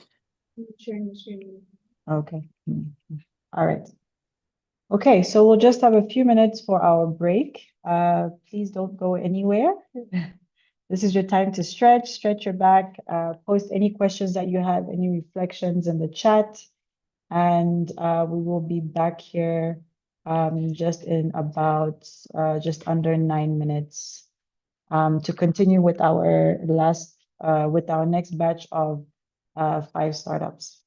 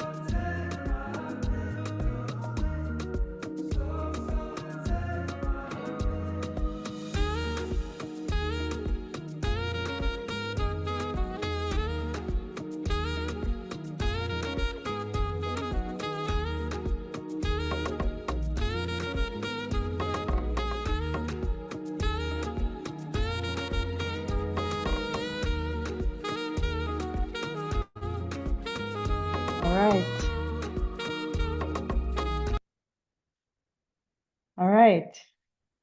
I hope you all got a chance to just stretch. And I just, to stretch and just drink some water. We will now proceed with our next batch of of the rest of the 5 startups. And coming up first, we have got Walter from Congo DRC, with his startup's name is Synchros. So Walter, if you could just set up now. And as we do that, I'm sure we also have other people still joining back on the call. I see most people haven't left, so that's great. We've still kept our audience. So Walter, please go ahead and share your screen.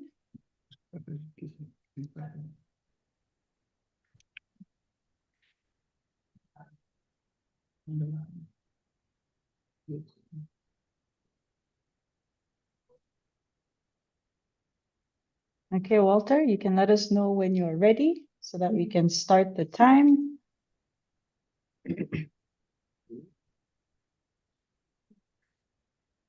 Okay, hello.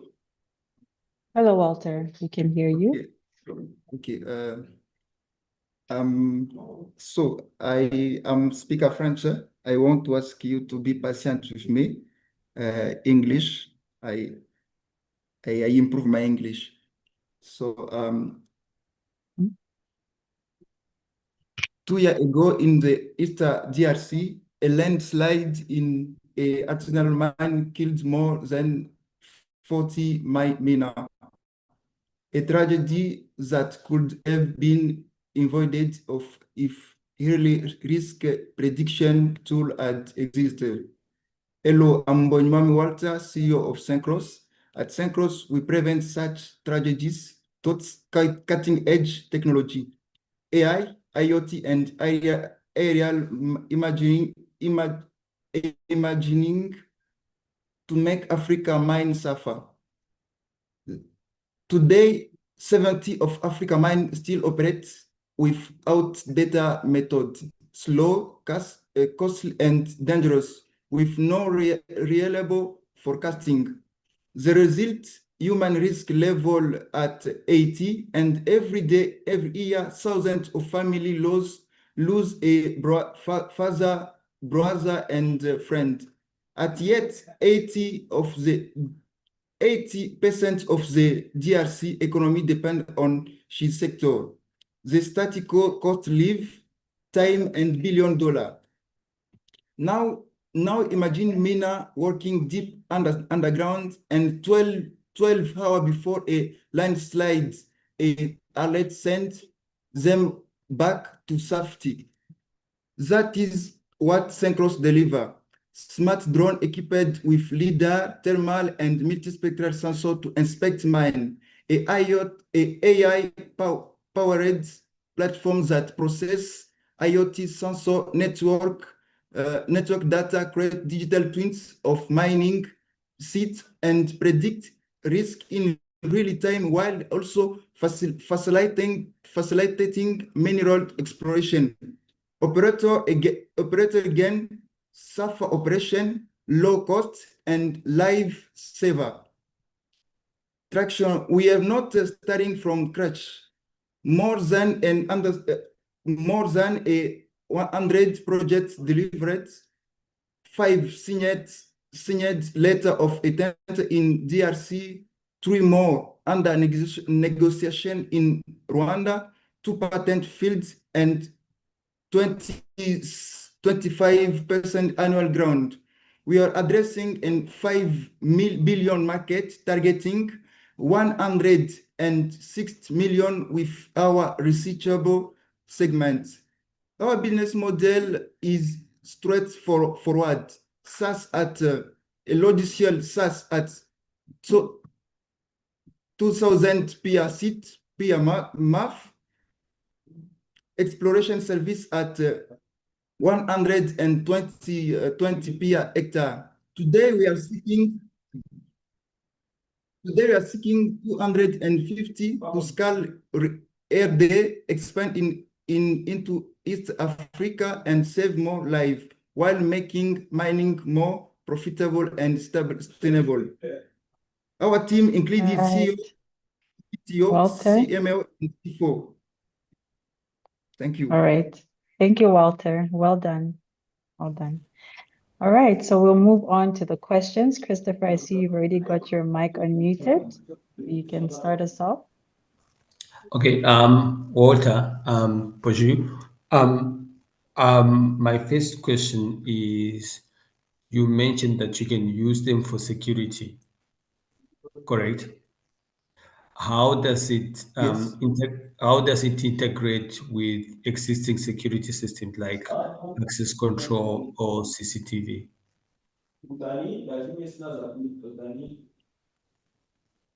Sorry, can you repeat the question? Sorry. Yeah, what is the integration, the connectivity? I'll try and make this in simple English, like the connection with existing, like access control and CCTV, because you said you can use it for security. If you check on your, I think, page number 3. We use an internet.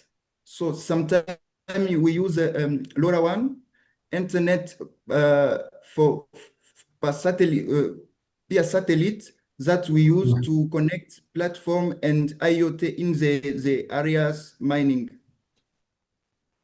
Okay, so do we, if we got a security risk, someone is, just as an example, like I know in the DRC, you've got all those people who can come rush into a mine.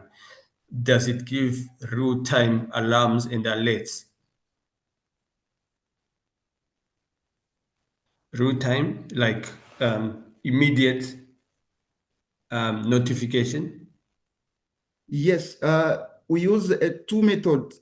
First, the platform, we have a manager who controls the platform, and the 2, we use mobile application. The miner use the mobile application to receive alerts. Okay, all right. Merci.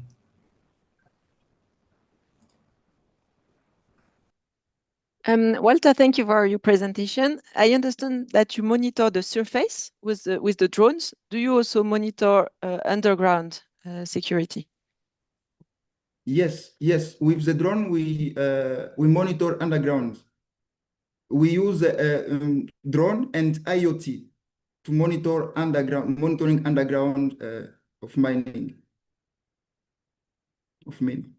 Okay, and on traction, so I understand you've already generated revenue. How many clients and which type of clients do you have?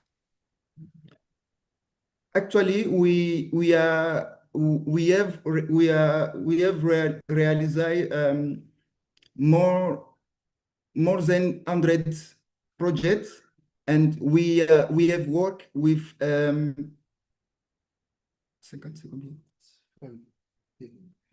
50 people. We we have worked with the small company, mining company, and association of company, and the private operator. All right, thank you. Okay, my question, when monitoring with the drone underground, what system are you using? Are you doing it manually, or there is a system that is operating the drones? Yeah, with the drone, we use a manual system, the manual system. For the first, we use manual system. If after to monitoring with the drone, we have a activity to continue with the activity, it continue with the IoT system that collect data to send in the platform.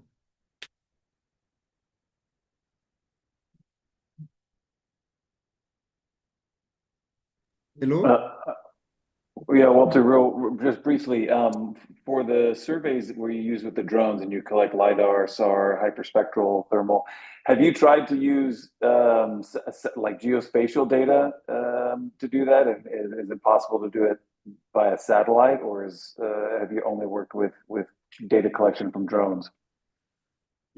So when you say we use AI imagery,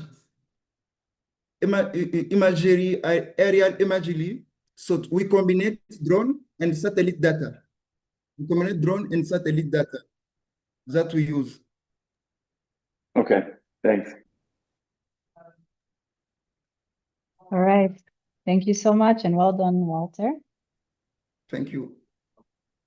All right. So as we give the judges a few minutes to just record their scores, I will call up on the next startup. And I see he's also very quick. So that's Eric from Zambia with J&E Innovations. So Eric, we'll just give a few minutes, just 1 or 2 minutes to the judges to just finalize with the scores, and then we can get started.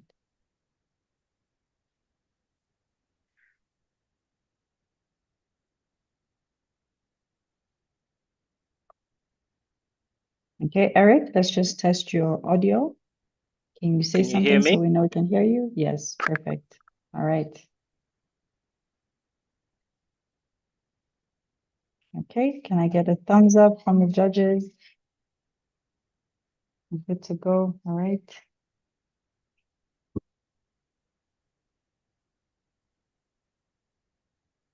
You can start. All right. Let us know when you're ready. We'll set up 3 minutes on the clock. Yeah, I think I'm ready. Okay. You're good? All right. Oh, Mariah, 3 minutes on the clock. You can start now. Okay, so G&E is a Zambian-born technology company specialized in software development. Our vision basically is just to make African mining safer and more productive. Our mission is to empower mines with real-time insights. We are looking at 4 key pinpoints, which is basically 60% of most mines, they fail because they actually fail to run. 40% of inspections are manually done, and there's a lot of money lost due to loss of data. Production is difficult to manage for most mines because they can't really track their material movements and analyze how their truck allocations are happening. We have many incidents happening across mines with just 31 fatalities in Zambia alone. Well, why now? AI has become a trending factor. ESG is something that investors are looking for, and there's a lot of policy changes that are ensuring that mines make a step forward. Well, we have 3 key areas that we are targeting. That is automated production, safety, as well as maintenance. By ensuring that we increase your safety by more than 50% in reducing lost time injuries, equipment utilization by 10 to 15%, as well as improving the governance, ensuring that you are over 70% compliant with government bodies, by ensuring that you are aligned with ISO 4501 and other safety regulations. Well, our traction, just with Casco alone, we are looking at employing about 25 machines on their sites. And then with Barrick, they are looking at doing inspections for their excavators. And with the Zambia Air Force, there is interest to also digitize how they do maintenance of their aviation industry. With RIA, we're looking at helping the country to do inspections of transformers so that we can improve the power situation in Zambia. Our TAM is about $1 billion just in Africa, $50 million in Zambia, and our SOM is about $5 million according to the markets that we've currently already started engaging with. Our business model is based on 3 key areas: SaaS, enterprise, as well as services, spinning across training, as well as contractor management. Our competitors are in 3 areas: local and global, with the local ones basically providing manual processes and the global ones being a bit too expensive for most contractors and most small companies as well. Our roadmap: just this year, we've begun our engagements. The last 2 years have been developing and refining our prototypes. Basically, we're looking at scaling up next year and increasing the number of machines that we basically can install our platform on. Our team comprises of a couple of skilled individuals, including myself, who's got more than 8 years in the mining sector, and other key individuals that have experience within various entities of the mining, such as software engineering and data architect.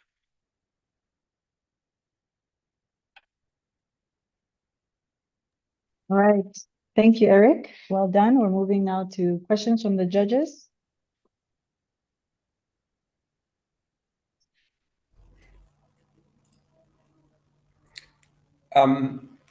What is the integration capability of your system? Because a lot of mines have already got systems. So now, how does it interconnect and link to what's existing?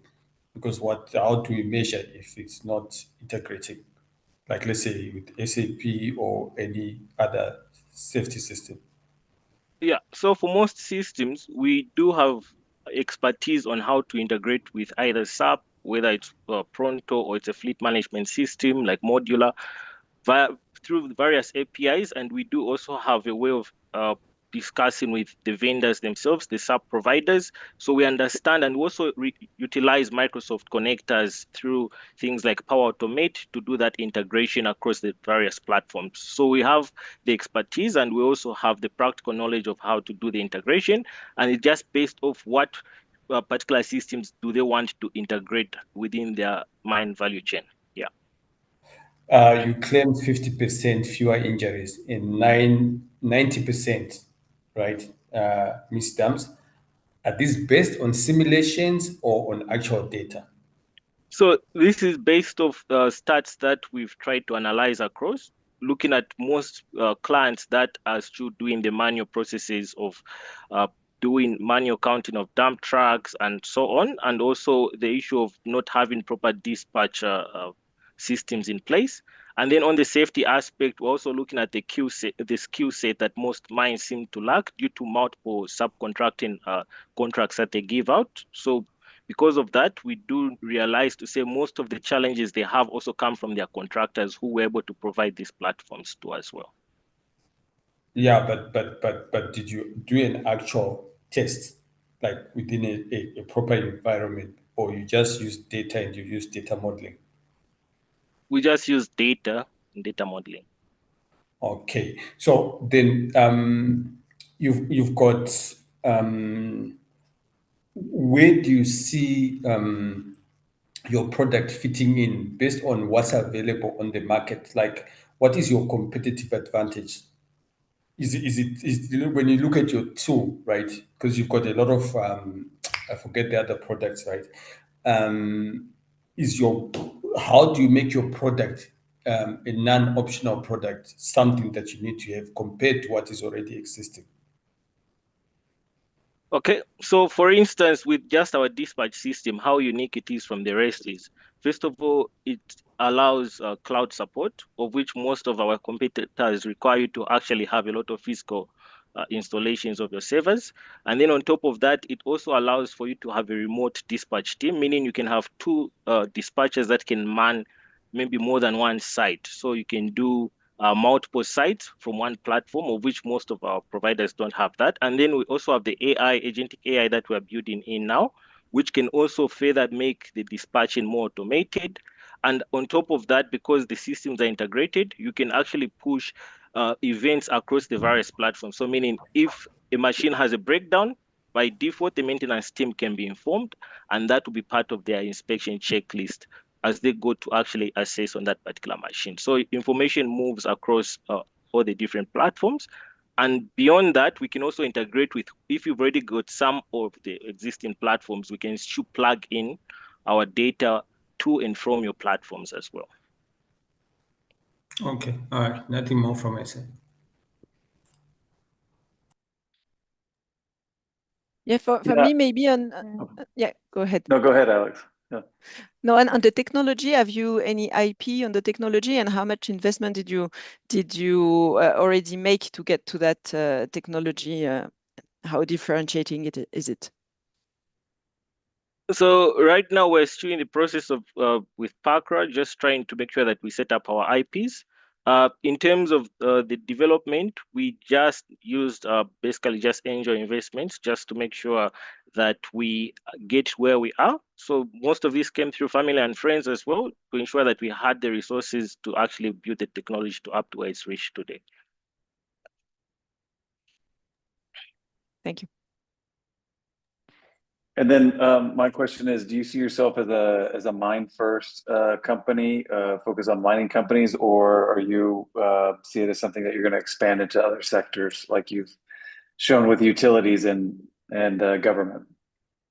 Yeah, so our key focus was mining. Other areas equally have similar challenges in terms of safety and maintenance. That's the whole reason why the scope seems to be growing, but our key focus has been mining because that's where the challenge is in terms of the country as well, and meeting government's target in meeting what the president wants in terms of mining as well on material movement. Yeah. Okay, I know the time is up, but can I maybe just ask him the one more question? Okay, quick question. How does your solution handle offline operation in areas with unreliable connectivity? So the platforms, they're designed to work with local storage within them. For instance, the dispatch system has a local database within it, and then syncs to the cloud once connection is there.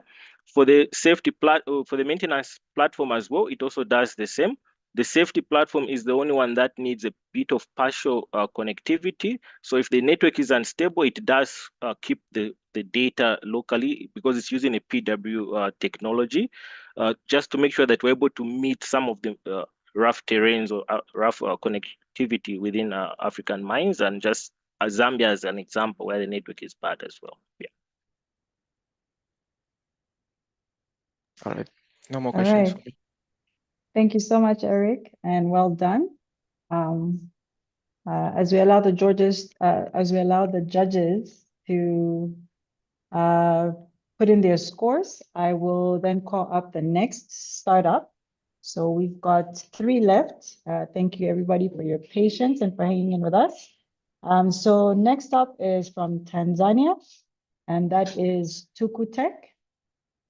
So I will be sharing Tukutech's presentation.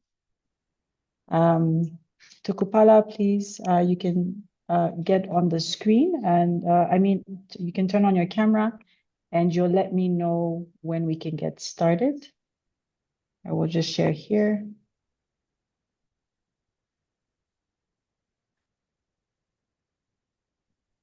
Okay, Tukupala? Yes, we can start. Okay, all right.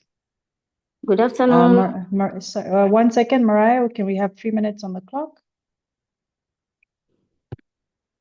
Good afternoon. This is Tukutech Company Limited. We are using drone technology to do mineral exploration in Tanzania and across Africa. My name is Tukupala Maliolo. Tukutech solved the problem of time-consuming. Next. Tukutech solved the problem of time-consuming, high cost of operation, environmental destruction, and short flight range. Next. Tukutech solution is cost-effective, fast and coverage area. It's safe for the team and environment, and ability to access areas which are remote and difficult to reach by other methods. Next. Tukutech, when compared to our competitors in terms of time, cost, and area coverage, it is only Tukutech that can deliver fast, low cost, and reliable surveys, while also working with all scales from small to large. Next. According to Global Market Insight, magnetic measurement business was about 1.8 billion by 2024, and this increases reaching to 3.36 billion by 2034. Taking account Africa is getting 10 to 15%, that means that in Africa, we'll be having a market of 0.5 billion by 2034. Next. Tukutech SOM is about 0.5% of some in areas, but it will increase, reaching to 0.9% by 2034. Next. Tukutech revenue is projected to grow at 61% annually over the next decade, having the break-even point at 2026 next year, if and only if we're having enough investment of 250K by 2025. This means that by 2029, in 5 years, Tukutech will be having a revenue of 900K and earning before interest and tax of 700K. Next. In order to reach that milestones, we are expecting to expand our marketing in areas including Eastern African, Southern African, and Western African countries. Next. Our business model is in terms of charging our customers per kilometer from 18 to 20 USD, but logistics are covered by customers. This means that most of our profit that we are getting, we are making sure that from our customers. Next.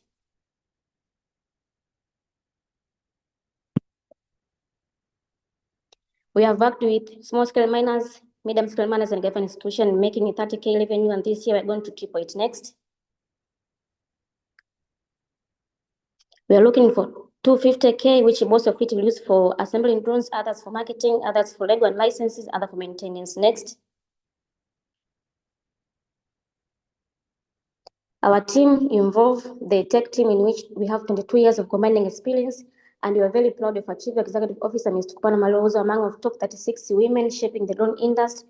And this was the research that was done by Drones Doing Good in 2024, as being proven as one of the has ability to access to excel drone technology across Africa. Next. We are calling to action in joining us scaling the use of drone technology across Africa. Thank you.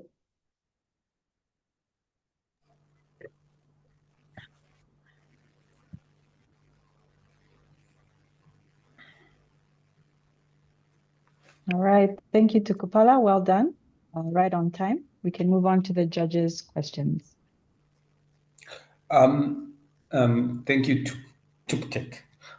What you didn't specify, what problem are you really solving? Okay, I specified it in the second slide. We are solving the problem of time consuming, but also high cost of operation, which most of it is from the manned aircraft itself, but also environmental destruction by traditional method, and short flight range from our competitors who are using the normal drones, which we call them multi-rotor, because on our side, we are using VTOL long-range drones, and those other kinds of drones, they're having short flight range and then cover small area. But on our side, you can be able to cover even 500 kilometers per day, with which, when compared to our competitors, is quite difficult. And I can explain this more by going to the third slide, Momo, the next slide. The next again, yes, here. So if you can take a look here, in a single day, for instance, we can cover 500 kilometers, but other method, they can just take small line kilometer per day. Although with this manned plane, they can cover large area. The biggest obstacle to most of the customers is in terms of cost. Like there are a lot of costs that a person has to pay in terms of doing magnetic measurement. But also they cannot work with small scale and medium scale miners, which becomes difficult for them to access these services. Okay, then I see you're projecting 61% annual growth for a decade. Yes. What are the specific growth drivers behind the numbers? Okay. What's going to push 61%? Okay, so we're expecting by this last year, I mean, the company was established in 2023, and last year we had the revenue of 30K. This year we're projecting to have a revenue of 100K. You can see there is a triple growth of this revenue, because by this time, up to this August, we're having a revenue of 36 and 400K, but we're also expecting, we have some agreement with other customers who have agreed to pay at almost of 28,000K and 26,000K, and working with other small scale customers for 10K. So in that way, we can make 100K by this year.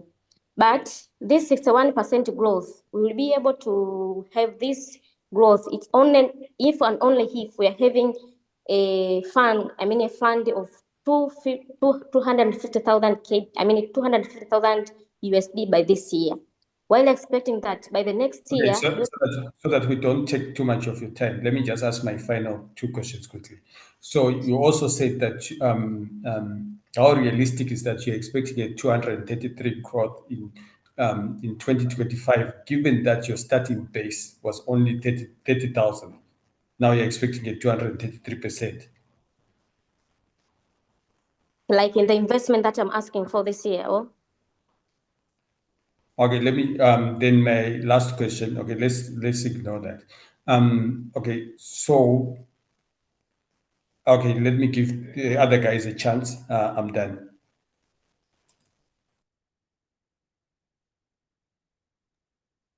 Okay. Any other questions from the other judges? Yeah, maybe a question. So we've had another drone usage and exploration as well. So how do you differentiate yourself with emerging solutions which are now reaching the market? Okay, so first of all, it's only most of the magnetic measurement companies that are providing magnetic data, they're just providing magnetic data as it is. But on my side, what I'm doing, I'm providing the magnetic data information, but also the customers are able to see how deep is that magnetic rock it is down, which one of the other method that they can use that it's the other people has to use another exploration method. But with us, we are providing two different data to our customers, not only the magnetic measurement, but also the other data that can see like how deep they can be able to find their minerals. But there, well, we have put our system so that it can work depending in any kind of environment, in a way that it's not only in Tanzania but also across different parts of East African. And the other point is, before doing our surveys, we're also making mapping, a term that a person can be able to see how is the upper structure of its aid, instead of just focusing on the remote sensing. Thank you.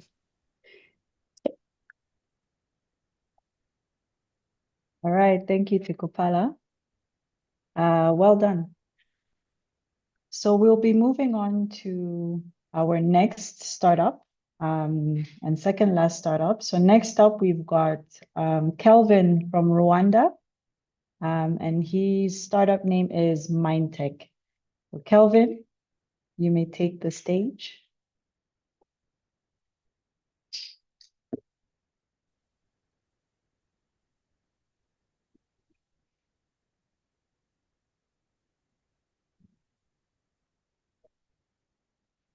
Can you be able to see my screen and to hear me? Yes, your screen is clear and your audio is clear as well. Okay, thank you very much. So greetings, everyone. My name is Kelvin Dugihimba. I'm the founder and CEO of MineTech, with background in applied geology as well as data science. So back when I started this company, I was transitioning from the school of mining, going into the world of data science, where I was fleeing for one reason, just safety concerns that occurred at the premises, where the existing system could not tell us when are we prone to face an accident, where will it happen, and what would be the causes. But on my way transitioning, I just built an IoT solution that was just detecting ground movement and making reports. But that solution was not sufficient, just for one fact that we ignored. 90% of operation site data are not collected or are lost within siloed system. This does not lead to people dying and facing accidents, but as well as to operation, downtime, and inefficiencies. You can see a company having systems, legacy systems, and software, but each department is acting as a single entity. Data cannot connect and tell the story of what's happening on site. And MineTech, we are changing that, where we are building an end-to-end intelligent platform that digitizes the processes from pit to port value chain. And from the data we gather, we integrate with your existing systems, legacy system that you use, through robotic process automation, building software bots that can be able to log in, extract, access, and automate tasks. And we give those bots machine learning models that we build that act as their brain to carry out analysis and inform each department accordingly from the data collected over the whole site. So we are targeting large scale to middle scale mining companies for $50,000 US per concession per year, and as well as insurance firm providing them $5,000 per report generated quarterly. With our credit score algorithm, we can broker a loan to this company, mining companies, that we get 8% of commission, and our business model is scalable, whereas we have a customer acquisition to lifetime value of 1 to 4 from the strategies that we've been able to implement, and from the already CRM and interest that we've registered. By just having 20 concession, we will be generating over 1 million annual recurring revenue projected in May 2026. And we weren't alone in this journey. We worked with partners that we are now active in 8 concessions across Rwanda, and then we are doing pilots and integrating customers' feedbacks. And this is the team that is doing the job, covering aspects from mining engineering, software engineering, machine learning, and RPA and automations. We are backed with advisors that helps us to know if the features that we are implementing make their work easier, make their job faster, and much more accurate. And we are here to ask $150,000 US that we give our 7.5% equity for 20% discount. Thank you very much.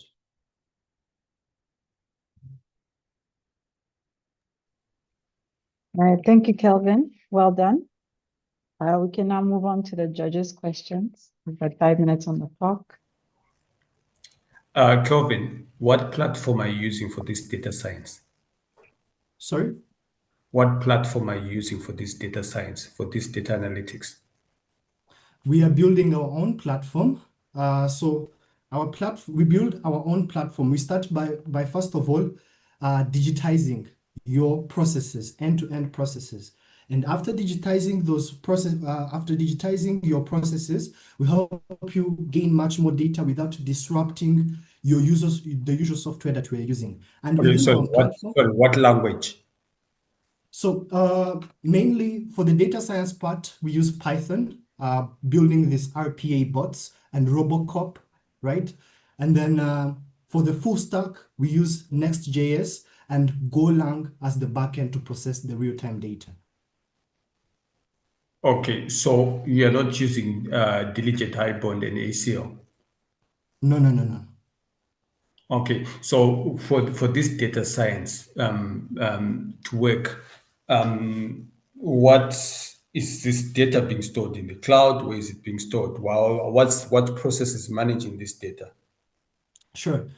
We use cloud for storage. We have been able to get a partnership with AWS that provided us with a cloud infrastructure that help us operate. But as well, we've faced some certain restrictions from companies that do not want to offload their data on site, where we just build the data center, where they just also invest in the data center that we build at their facilities for that.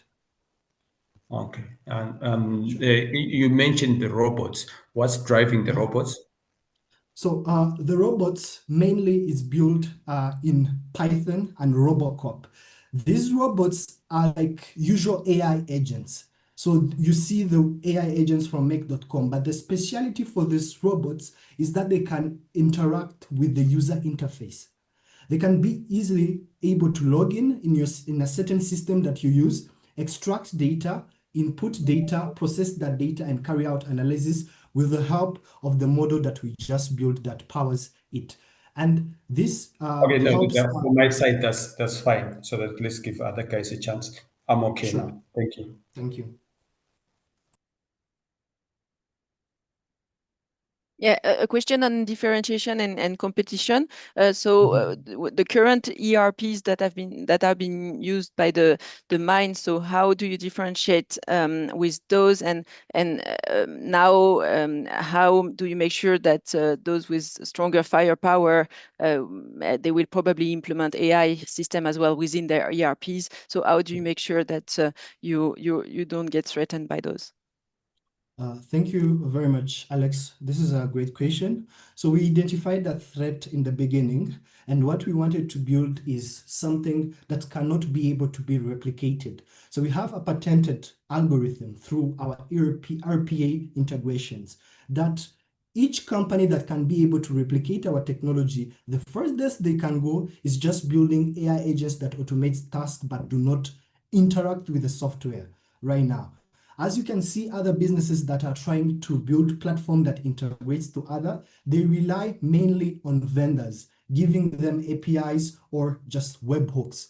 So many platforms such as legacy systems, they do not have the API exposed or webhooks to be implemented. And sometimes when you go to vendor, when you are negotiating to integrate, they charge you an amount, a tangible amount of money, such as one that we are charged when we started to integrate AutoCAD. And then we were thinking of a way we can be able to develop a unique way to integrate with this platform through developing these RPA systems. And this is patented and our own idea. But we have a strategy for that. If those companies are really interested, the time and development that they will put in infrastructures for this, we can be their IT vendors, whereas for the companies that they provide solutions, such as IBM powering some South African mines, we can be able to negotiate a revenue share where we go into the premises that they are operating in, deliver our services, and negotiate a revenue share rather than just competing. Rather, we partner from the existing infrastructures they built. Thank you. Okay, mine will be based on vision and impact. How do you measure the impact on safety and the productivity after implementation? So sure, thank you very much. So let me I'll just answer this within a use case scenario. So starting when I was in that industry attachment, we just have like people doing site inspections who are reporting about incidents and accidents that are prone to happen and ranking them high priority to less priority, right? And one person who is in charge of safety gets like 100 reports that he needs to assign to people to go and resolve that incident that happened. Within that time, for a safety issue to be identified, the time within that frame, it can take from up to 2 weeks. Here, anything can happen at any time. So now we are changing the narrative. The line shouldn't include reporting or assigning. This is done by our bots, and they provide you insights that helps you to give you accurate predictions and resolve incidents much more faster. And this goes with production and other operation criteria. Kelvin, I think perhaps what you're trying to say, maybe what was not understood, is that you analyze information in any given industry, right? So you're not an area specialist. You go in and you get what the requirements are. Then you design them via Python. Is that correct? Sure. So it's even customized. Yes, okay, correct. Because it could be in a banking sector, it could be in a mine, it could be in insurance. Is that correct? Yes. Yes, there is a lot of verticals to go with. Okay. All right. Thank you so much, Kelvin, and well done. Thank you very much. Well, I give the judges a few minutes for them to record their scores. I see that you do have about 3 questions here. So just in 1 or 2 minutes maximum, if you could just address some of these questions here, and then the rest you can just type in the chat. So I'd just like you to address one question that you want to speak on, and then the rest you can address in the chat. Yeah. And then next up, we'll have a light group from Cameroon. But Kelvin, I think address your question first before we get... who are your clients and what software are you going to use? So we are targeting large scale to middle scale mining companies, and we are providing them the MineTech platform. It's an all-one intelligent platform that they are using. So we are starting with the mining companies, but we will go into different verticals. But the current one is the mining companies that we are going to provide our MineTech platform that increase their data acquisition, but as well as plug in the existing digital infrastructures they have and get much more analysis for better decision making. And I think for the rest, I can be able to type them in the chat so that light group goes in.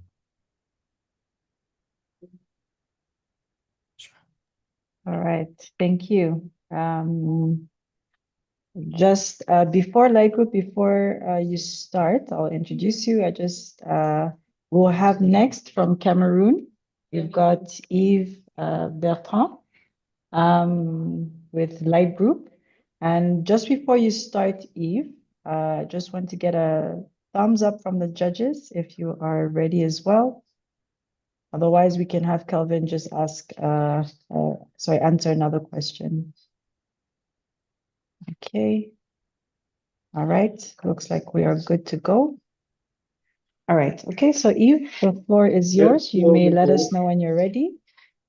Can you hear me? Can you see my screen? Yes, we can hear you. We can see your screen. I think you are slightly muffled, at least on my side. If you could just maybe say a few words, just so I can check that your audio is clear. Hello. Now is it okay? Okay, it's a bit better. It's a bit better. Yeah, I will let you know. I think as you speak, we'll just restart the time. But I think you can go ahead now. Mariah, you can have your 3 minutes on the clock. Okay, I can start. Yes. Okay. Hello, everyone. I am Yves Bertrand Solanga from Cameroon. I am the founder and the executive director of Light Group. In 2019, when I was working for an oil company, I visit one of our customers' mining site, and during the visit, the CEO of this company told us every week we lost thousands of liters of fuel. We know it's happening, but we don't know where and how. So this is not an isolated case. Across Africa, mining companies lost 20 to 30% of their fuel every year due to leaks, pilferage, siphoning, inaccurate measurement, and fraud, generating $1 million in losses for business and governments. Beyond the financial cost, these inefficiencies disrupt operation, create safety and social risk, and increase carbon emission. This is exactly the challenge that Light Group is solving. We are a deep tech startup from Cameroon, combining IoT, cloud, and artificial intelligence to provide mining company with real-time intelligent management platform, not only for their fuel, but for all critical assets. We are providing a patented fuel tank gauging technology and automated monitoring solution, enable miners to track in real-time fuel volumes, detect anomalies, losses, and theft immediately, automatically reconcile tank withdraw with sale and internal logistics, and also reduce operational losses by up to 30%. In practice, this means millions of dollars saved each year, better energy planning, and most importantly, measurable contribution to ESG goal. Our market is huge. The sum is more than $10 million US. Our sum is over $330 million, and our time is $2.5 billion. Our customer segment, we have three principal customer segments. We have oil company, we have mining company, and logistic and industrial company. Our business model is based on SaaS subscription. Each customer generates for a year 10 to 35,000 per site. Thank you.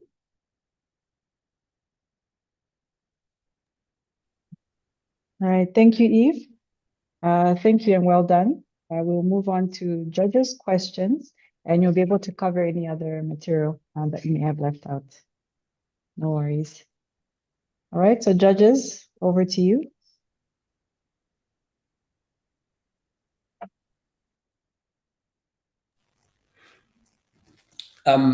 Thank you for the presentation. Can you explain exactly where the savings come from in terms of the loss of fuel and the efficiency gains? How have you measured those savings based on the hard data from your clients?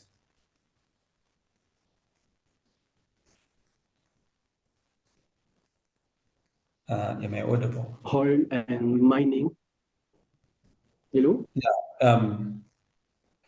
You said that where the savings have come from, like how are you measuring the savings? Where are they coming from in terms of how does the system prevent the losses, right? And how does it give the efficiency gains? Okay, so actually we provide data from two principal way, from the tanks and from the distributor in the mining site. So we have sensor in the tank and we have sensor in the distributor. So we make such of reconciliation. I don't know if I'm spelling well in English. Correct. Yes, reconciliation with these two data and make a comparison with the first quantity who was provided by the distributor. So how do you, if I come with a vehicle that is not authorized to take fuel, right? And then I take fuel, how do you prevent that loss? How does your system prevent that loss?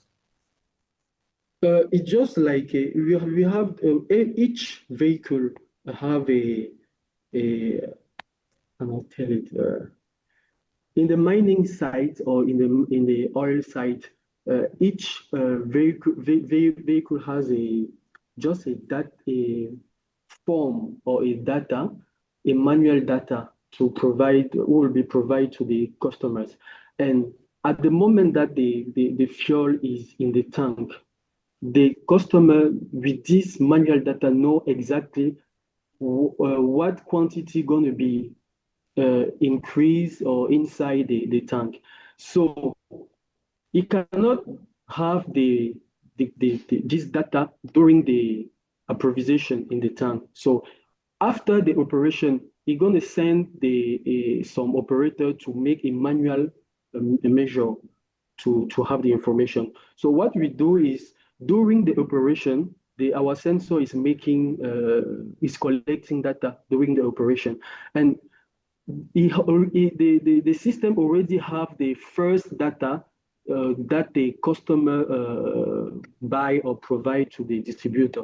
So if the data is not the same or is different more than the margin of error, the system going to send a Okay, so that's fine. But now, I'm sorry to take long. What I'm saying is that my vehicle is supposed to take 40 liters, right? But then I come with another vehicle or a loader and I take 200 liters. How is the system, or is there a sensor between, or is there a criteria control between the vehicle and the fuel dispatch nozzle? Is there a cut-off mechanism? What is there? So before you took the fuel, you already the customer already downloaded how many fuel you have to take in the system. So when this quantity will be arrived, you cannot the distributor will be blocked and you cannot take another fuel at that moment. Okay, thank you. Nothing from my side. Okay, thank you. Just so to understand, what is the solution, to what type of clients is the solution targeted to? Because you mentioned mining, but it could be also any oil distribution or any other types of assets. How customized is it to mining, and how does it have the potential to reach other sectors? Our first segment of customers in the two main segment is mine and oil. customers, because in mining we cannot speak about mining operation without fuel. So it's the reason why we noted that in mining site, the company spend a lot of fuel for operation. So our two main customer segment of customers is mining company and oil company. I don't know if I answer correctly the question. Thanks. Yes, thank you.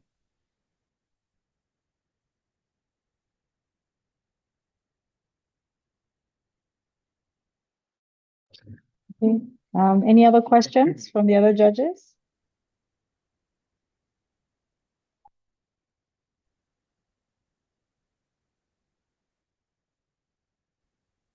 Okay, looks like we're okay. Eve, thank you so much and well done and all the best. So that was our last and final startup pitching for today. So we have reached the end, and I will just share a few next steps. So first of all, I'd like to thank everybody that joined the call, everybody that shared their questions. Please feel free to continue to share your questions, and we'll be able to answer them. And I do know there are a couple of people that did request for the slide deck. Please use the email that is, I will share an email in the chat actually, where you can send in your request, and we'll be able to share more details about the founders and how you can reach them as well, so that if you'd like to get to know them, get to know more about them, or even yes, for any partnership deals and everything, you're able to reach out with them. So I'll share that. So in terms of next steps, we will move away at some point with the judges, and we'll have a bit of a deliberation to just, as we said, based off of the demo day here, we will be picking top 5 startups that will be awarded $25,000 each to continue to work on their solutions and take their product to market. And the announcement for those will not be made today because we do have a number of things that we need to look at in addition to the demo day scores. So we'll probably be announcing the founders the founders who will be moving on to the next stage of the program, which is the acceleration phase next week. And you'll be able to see that on all our social media platforms as BongoHive, and also on the UNDP social media platforms. So I do not see any questions in the chat. I believe most of them were for Kelvin, and he has answered them. So with that said, I would just like to thank everybody for your time. Thank you for attending, and thank you for your participation and your engagement. And to all the startups, thank you so much for all your hard work. I know it has been quite an intense boot camp, but that is why it is called the boot camp. But I'm very impressed with all the work that you've all done, and also the progress that you've made over these 5-week period. And I look forward to we do look forward to continue to working with all of you, whether you do move on to the acceleration phase or not. So with that said, for all the judges, we have sent you, we're having challenges with our breakout rooms here on this Zoom account. So apologies for that. So we've sent you a link to your email addresses for a different, a Google link, so we can then meet there to do our deliberations. All right. Okay. So thank you to everybody, and we will now